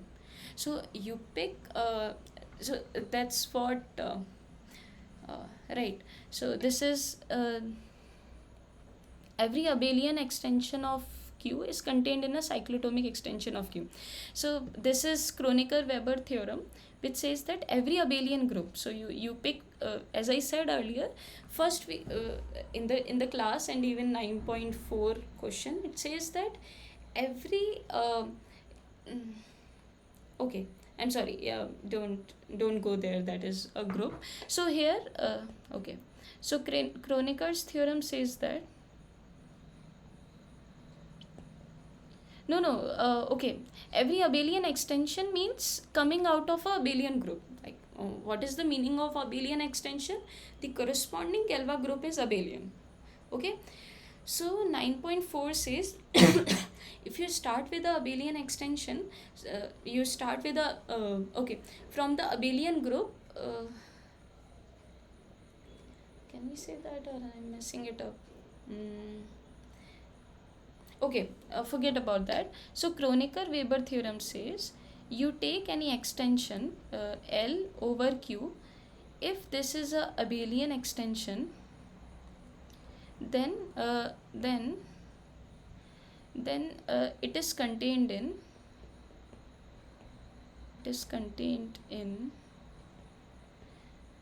in a cyclotomic extension. What does this mean? Cyclotomic extension. What does this mean? You have L, you have Q, and you have this bigger group QP, QN. Don't know. We are not talking about P. This is a special case. Kronecker-Weber theorem says you start with the abelian extension of Q, then it is contained in a cyclotomic extension. That's a very big theorem. So you have that important theorem, and yeah. So this is always abelian. So basically you can and you know that what is this? This has Galois group to be Zn cross. So basically you are saying every abelian group can be realized as a subgroup of Zn cross. That's what it is saying. Okay. Now in this particular case, what does this say? You consider a quadratic extension. Okay, you consider a quadratic extension like this, or yeah, so it will be of this kind, right? If you have root n also, so that will be like, particularly for this prime you take that. So you have that quadratic extension, then you can have this QP. So you have this cyclotomic extension such that you can realize this uh, this quadratic extension as a this is contained in cyclotomic extension. That's what it is saying. So this is a special case of Kronecker-Weber theorem. So is that clear? I'm missing more, I don't know. Anyway, so this is, yeah, is that okay? Okay. Okay, great. So yeah, that's great. So this is a Galois extension. Now what is required to prove okay, so firstly, okay, so from this part I'll just remove this stuff.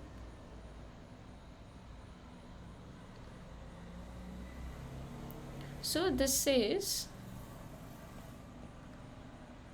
I can keep it, maybe I'll share this file only. So from this, what did we got? You have this, you have Q, in between you got Q root minus P, or P, okay, we'll combine anyway. So you have this, and you got that this is also Galois extension, and other side you have so okay, I'll write corresponding to Galois group of, not Galois, this is fixed field of QP with respect to H. Okay, and if you remember, what is the correspondence says, that G mod H is so G mod H, the cardinality is really same as fixed field of HQP over Q. So this Galois extension is coming from G mod H. That's why we require H to be normal, so that it is actually a subgroup there. If it becomes subgroup in this 1-1 correspondence, then only we can have something here. Okay, so whenever H is normal, then G mod H will serve the purpose, and this will fixed field of QP over H, this will become Galois extension. And you know that this is equal to 2. So basically this must be a quadratic extension. Okay. So thus, if we prove that root P and root P belongs to fixed field of HQP if P is 1 mod 4, and root minus P belongs to fixed field of H of QP if P is 3 mod 4. If I'm not wrong, this is the case, right? So root minus P and root P. So if we prove that this is the case, then we are done. Why? Because if root p and minus root p is there, then already degree becomes 2, right? Degree, when the degree become 2, then we are not allowed to have more elements, because we know that fixed field over q has degree 2. So it is enough to prove that root p and minus root of minus p is there whenever p is this 1 mod 4 and 3 mod 4. Is that step okay? Okay. Okay, great. So you have this. Now, okay, I'll combine this. Actually, we can write this element. So I'm combining this element. Root p, root minus p, such that p. Yeah. Okay. Sorry. So what I'm saying, you just combine this. So how can you do that? Keep p here. You can use minus 1 raised to power p minus 1 by 2 into p. So whenever if p is equal to 1 mod 4, then this will become what? 1 minus 1 by 2. This will be so this will be just so p minus 1 by 2 will be equal to 0 if p is equal to 1 mod 4, right? When you do mod 4, then you will get, if p is equal to 1 mod 4, then it will become 0, right? And if this will become 1 if p is 3 mod 4. So if p is 3 mod 4, then 3 minus 1 by 2, so 3 minus 1 it's 2, 2 by 2 that's 1. So that's what we have. Is that okay? So we can write these elements as particular this element. So we have to prove that this element to show this element belongs to fixed field of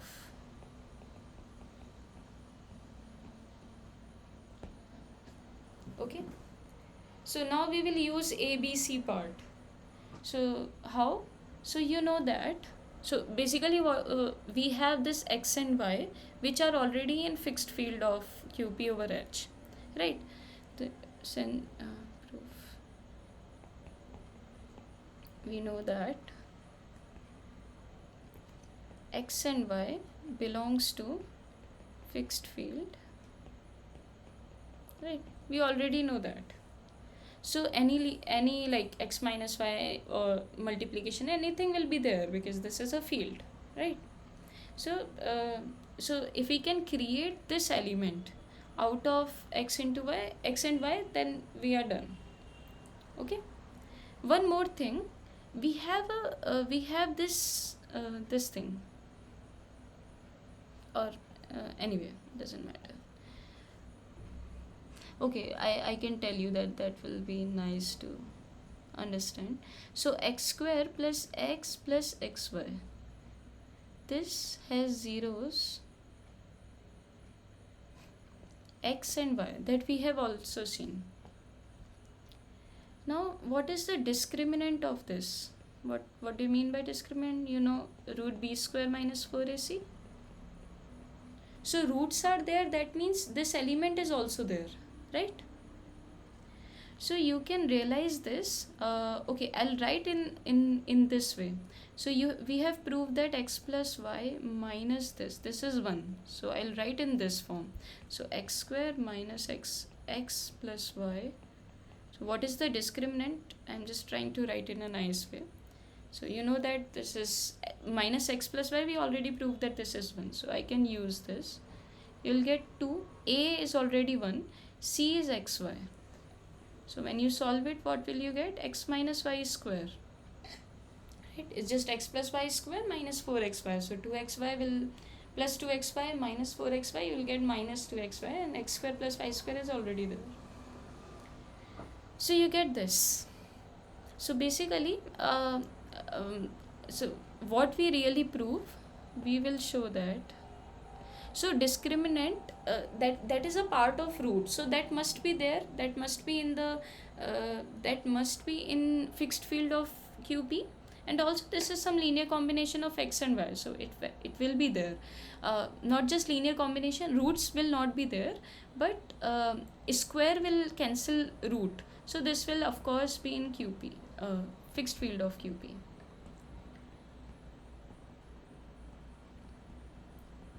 So we will show that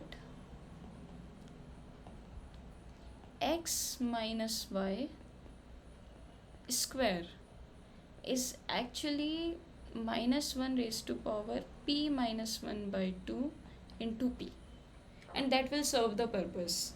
I'm saying square quantity, this x minus 1 y square itself will be equal to minus 1 raised to power p minus 1 by 2 into p, and we will be done because now we know that root of this exists here. Is that okay if we show this part? You can go through again, like I know these are some new things here, but you can try to follow linearly if you want. So what we are trying to show that root p belongs to fixed field of QP if p is equal to 1 mod 4, and root of minus p belongs to fixed field of QP if p is equal to 3 mod 4. And we have written it in a combined way, which we can do because this will exactly be equal to root p if p is equal to 1 mod 4, because what is this? P is some number, p minus 1, p is some prime number, odd prime, and p minus 1 will again be that will just be a even number, so this is defined, and this will be minus 1 if p is 3 mod 4, and this will be 1 if p is equal to 1 mod 4. So we can combinedly write this. So we will show that this element belongs here in fixed field. And what we did, now we know that if we want to show that this is in fixed field, so we have to generate this element from whatever information we know. So x and y are there, and y I have related it to discriminant. That's in bigger picture it's really required, like this always comes in from discriminant. So basically this element we will show that is we already know that this element is in fixed field because discriminant is a part of root, and also root and square will get cancelled, so this will be there of course. But now we will show that this inside part x minus y square, this itself is this number minus 1 raised to power p minus 1 by 2 into p. So let's try to do that. I'll also use Lysander symbol and from number theory. So okay, I don't that is convenient to use here. So what is x minus y square? Let's see what is this. This is summation zeta raised to power I belongs to h, minus summation I belongs to I'll use j because I just need some other symbol if possible. Okay. Okay, so there is one more thing. We have okay. So what is h? Now let us try what exactly is h. H is really okay. So if you consider or maybe if you want. So g is what? 1 to p minus 1, right? And h is I'm saying you consider x square where x belongs to zp cross. You can actually see that this map, when you consider g to g, this is not automorphism. If you consider map from like you take the elements and you square it up, then this map is a 2 to 1 map. So really and h is always a subgroup because x square you are just so if x square and y square is there, then x square into y square will be there, right? So everything will follow. So this is a subgroup. So and this is 2 to 1 map. So this really is that h. as I said, H is unique because H the subgroup H will G is cyclic, so H will be unique. So H is this subgroup. Okay, now there is one thing I'm using now. Okay, so basically in this case, now whatever elements are there in H, you can always realize those elements as a square of something, because elements are itself x square, but elements of G minus H cannot be realized as a square of something. So if you know quadratic residue, so there's this definition. I is a quadratic residue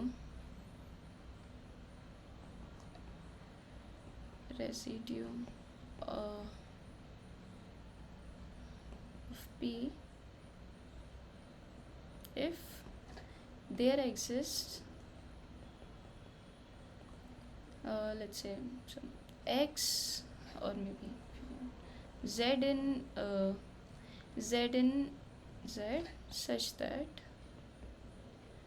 z square is equal to I mod p. You might have seen this definition, quadratic residue. So if you can, if I is some I is a square of some element, then you can still you can also restrict it to just zp, because you are in mod p situation. So you can think of it in just zp, but this is what the definition says. So basically and I'm using this notation, Lysander symbol. So that says it is 0 if I is equal to 0. I'm just talking about zp, or you can also write it in general. If p divides I, this is 1 if p does not divide I or not equal to 0, and I is a quadratic residue of p, and this is -1 if p is not so I should use some space here, sorry. Okay, so I'll just expand it.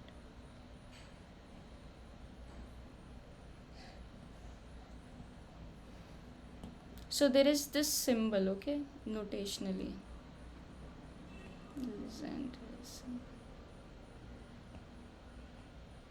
I hope the spelling is correct. You can check. And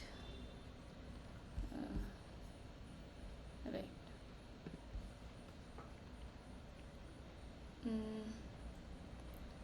I is quadratic residue.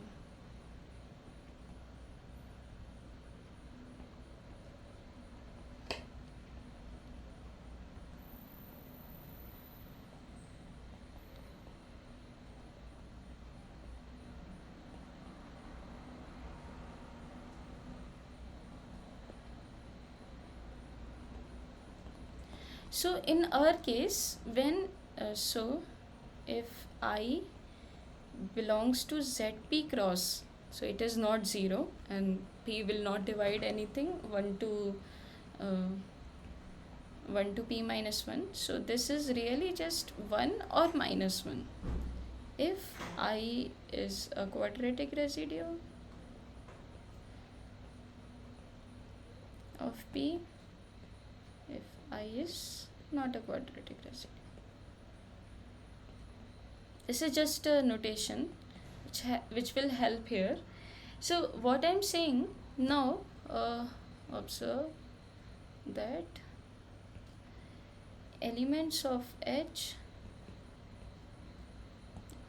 observe that I over P is equal to 1 if I belongs to H, and I over P is equal to -1 if I does not belong to H, that is I belongs to G minus H. So as I said, H is really the square of elements, like x square where x belongs to G. So you can even so all the elements are in H, which can be squared up. So so I can be realized as a square of some element if I belongs to H. If I belongs to G minus H, then it cannot be realized as some square of element, any element of ZP. So that's what is required here. Thus x minus y square, I can write this as, which was what, which was summation I belongs to H zeta I minus summation I belongs to G minus H zeta I. Okay, and now as I said, what we can do, we can just combine things up, or if you want I can do separately. So you start with this, keep it not keep it as it is. You can just write I by P, because this is 1, so we can just write like this because this is 1, and we can write plus, and this summation I belongs to G minus H, because this is equal to minus 1 if I belongs to G minus H. So you have this, and you can combine things up, because now it is the same sum over same sum. So as we did for x plus y earlier, now we can do for x minus y only if we can use this symbol, right? Because this is minus, we have to collect it from something. So this is just excuse me for a minute, I need to connect my charger.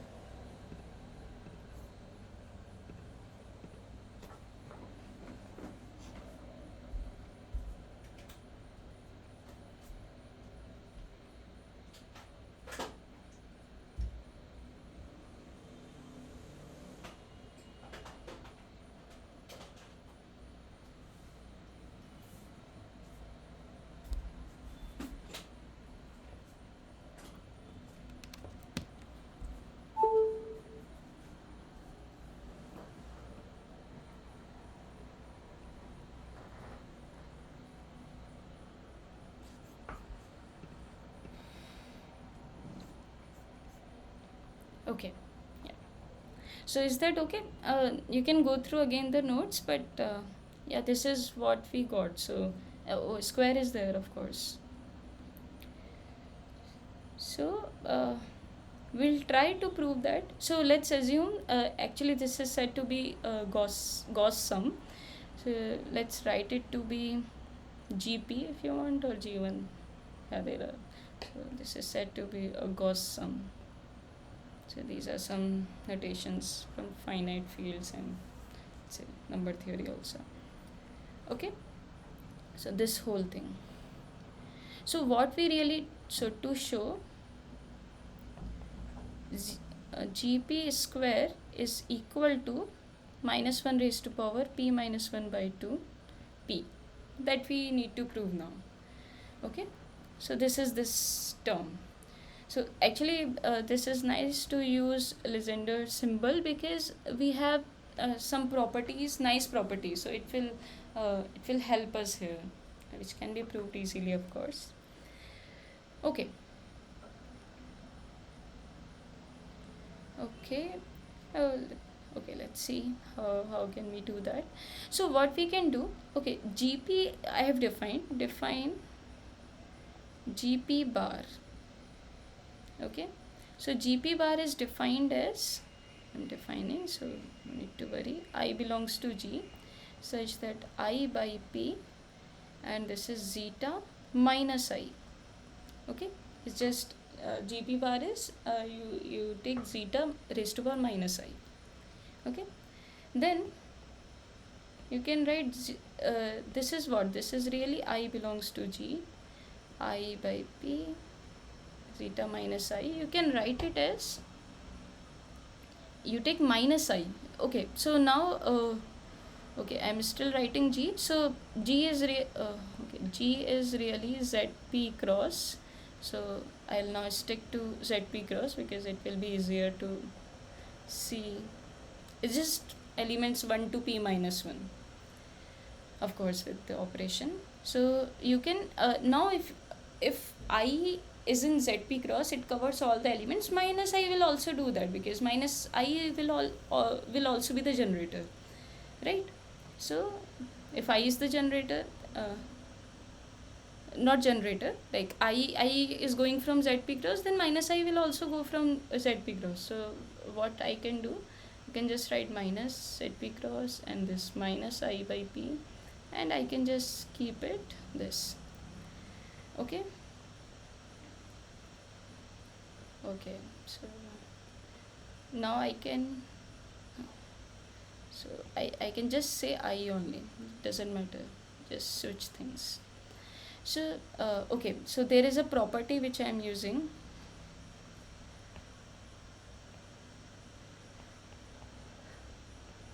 X by P, or if you want I and J, I can use I by P, J by P is same as I into J by P.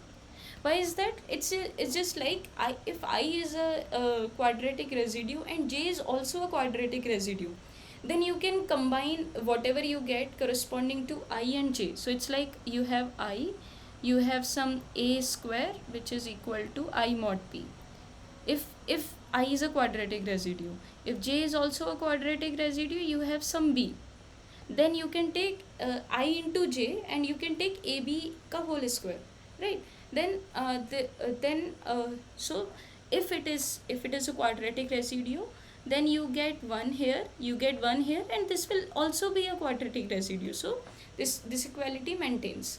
Now if one of them is not a quadratic residue, then the resulting one I into J cannot be a quadratic residue, because if it will be, then then you can divide again, because ZP cross is also is a multiplicative group, so it has inverse. So this will all follow. So this is just some intuition for this property. So you can assume for now this property. Okay. So what I can do, minus 1 by P. Okay. Changed color. Okay. So I can separate minus 1, that I can assume it to be J or something. Okay. Now what is that is also a property I'm using. Now not property, what is minus 1 by P? So that will be what? According to the formula, it should be 1 if minus 1 is a quadratic residue of P. Or okay, let it be quadratic residue of P, and minus 1 if minus 1 as a number is a quadratic residue, is not a quadratic residue.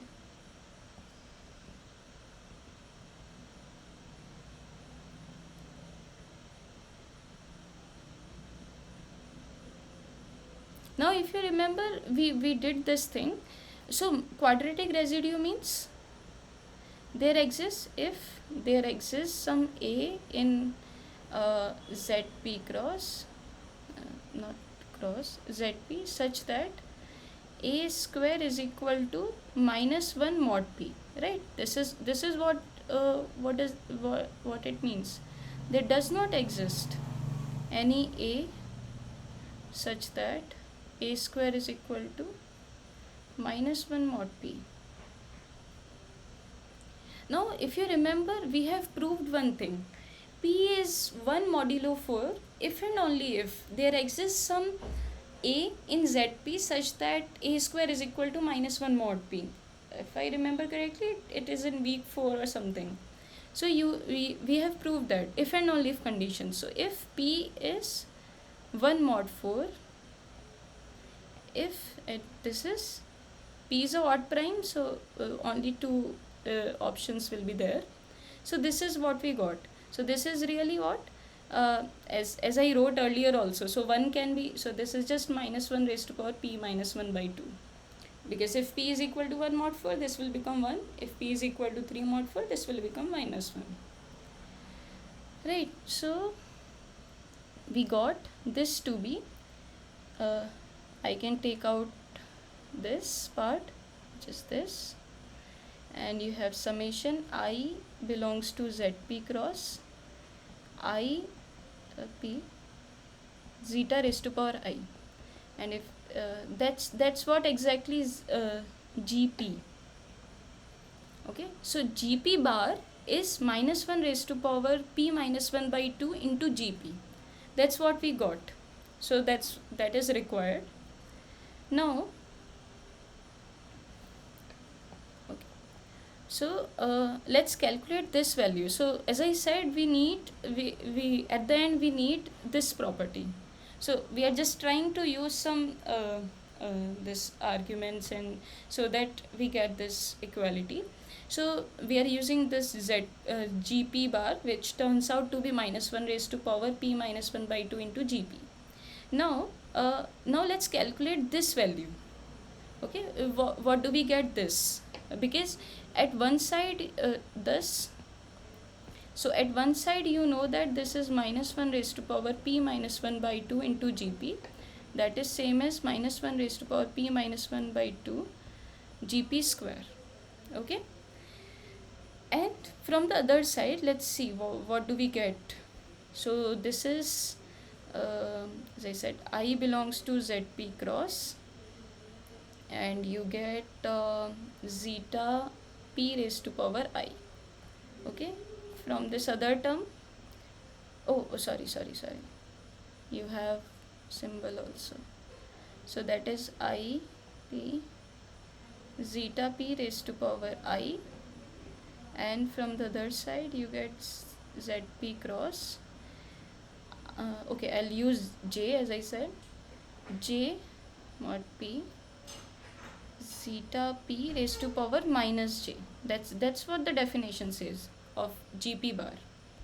So from there what we will get, now let's try to combine the things up. So it's I belongs to ZP cross, and this is J belong to ZP cross, and this is I mod P, and you have J mod P, and what do we get here? This is I minus J. Okay, so this is really, as you know, we also can combine now this symbol I into J mod P I minus J. Okay, so let's see what do we get from here. Now let I minus J to be some, let's say K, some new symbol. So let's take this to be K belongs to, now this will become in ZP, because okay, so you can also think I and J to be equal to 0, because if I is 0 then I mod P, this will become 0, and if J is 0 then this will become 0. So the contribution corresponding to 0 is nothing. But now when you subtract it, I minus J, then K could be 0, because I and J can be same. So that's all right. So what we can do, we can write, so this I minus K is equal to J. So you keep I, and this is I minus K mod P, and this is zeta P raised to power K. Okay, so we have this,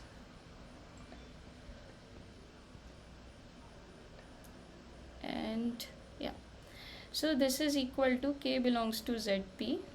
What we can do, we can take out this this term, because this is independent of I. This is just I belongs to ZP cross, and what is this element that we need to figure out. So let's see what is this element. So this element is okay, so if K is equal to 0 for this element only, okay, if K is equal to 0, then this summation I belongs to ZP cross, this will become I into I minus 0, that is just I square by p. So that means it is already a square of itself. So that will become what? That will be just 1. This will be 1 for every I. Okay, so this will be same as 1 plus 1 plus 1 zp star times, that means p minus 1, because the cardinality of zp star is so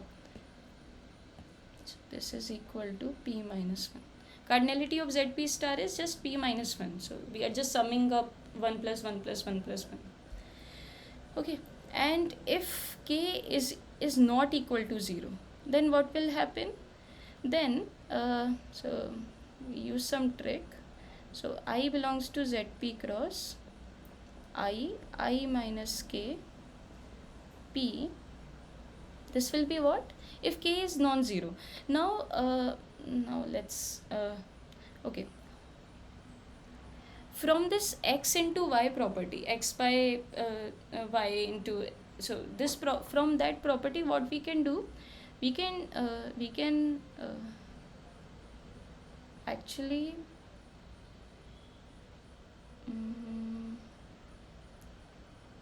okay, yeah. So let's write this I square minus ki. We can write like this, it's just the same thing. And what we can do, we use this property. So this is same as, this inside term is same as, you take I square by p and I square minus ki by I square by p. So it's just x into y. So what you can take x to be I square and the other part to be this to be y. Okay, so and you know that this is 1, so we really get, oh, we have cross, so we got 1 minus, so from this part k by I mod p. Now since I is going from zp cross, so 1 by I will also be varying from all the elements of zp cross. So this is really you can also think even k by I, so k by I, where I belongs to zp cross, this is also same as zp cross because k is non-zero, since k is not equal to 0 mod p. So that means this will be equal to 1 minus, if I choose some other notation, I don't know, can I use j zp cross, some new notation, so this will become this. So when we really take, since j is moving from zp cross, so 1 minus j will leave only 1. Okay, so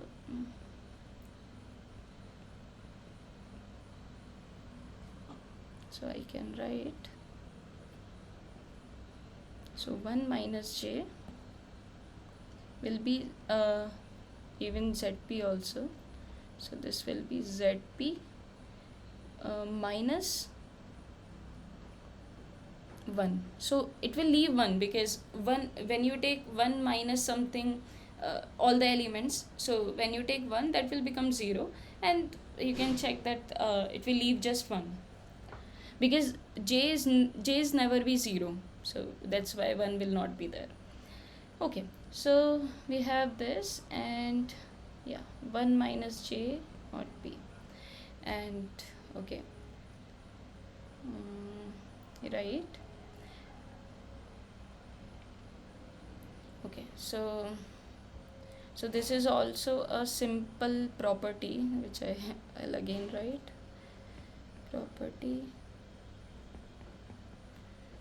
summation over all the elements of I belongs to zp cross, where I mod p is just 0,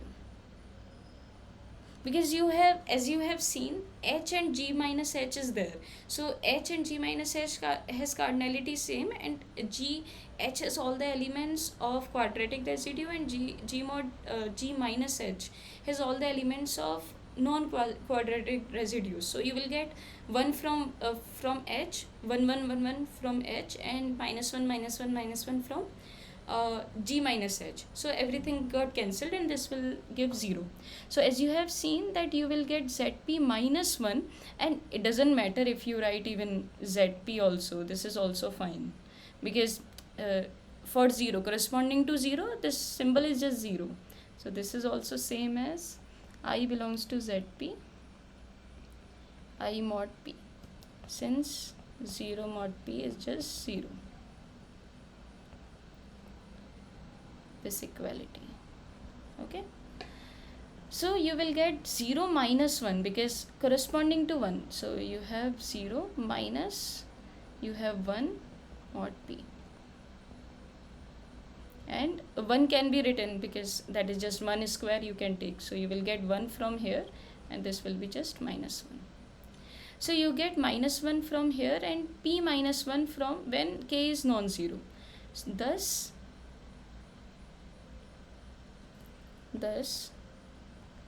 gp bar is really equal to yeah, summation d, what did I take, k, right? K belongs to zp zeta raised to power k, and so this element is like, oh okay, I'll write once again. So you have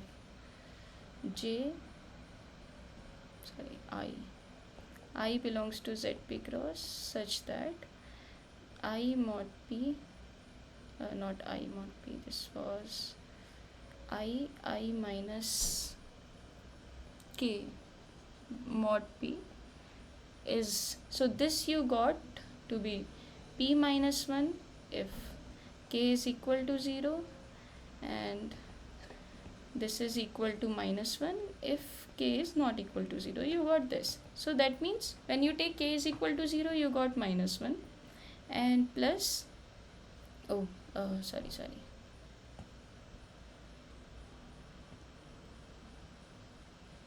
So yes, so when you take k is equal to 0, so you'll get zeta raised to power 0 into p minus 1 plus summation k belongs to zp cross, and you get zeta raised to power k into minus 1, and again you have p minus 1 plus this is minus 1 into summation k belongs to zp cross, and that we calculated already. We calculated this in the earlier part, that was minus 1, right? Summation just zeta plus zeta square plus up to and so on, zeta raised to power p minus 1. This is this. So what we really get, this is plus 1, this is minus 1, this becomes p. Thus zeta p bar is equal to p, and also prove that zeta p bar, okay, and also let me write like this, zeta p bar is equal to, we prove that this is this implies zeta p bar is equal to minus 1 raised to power p minus 1 by 2 zeta p square, and that is also so this is from here and this is from here, that is also p. This implies zeta p square from this part minus 1 raised to power, yes, you can just take this is minus 1 or plus 1, doesn't matter. Okay, so that's what we required.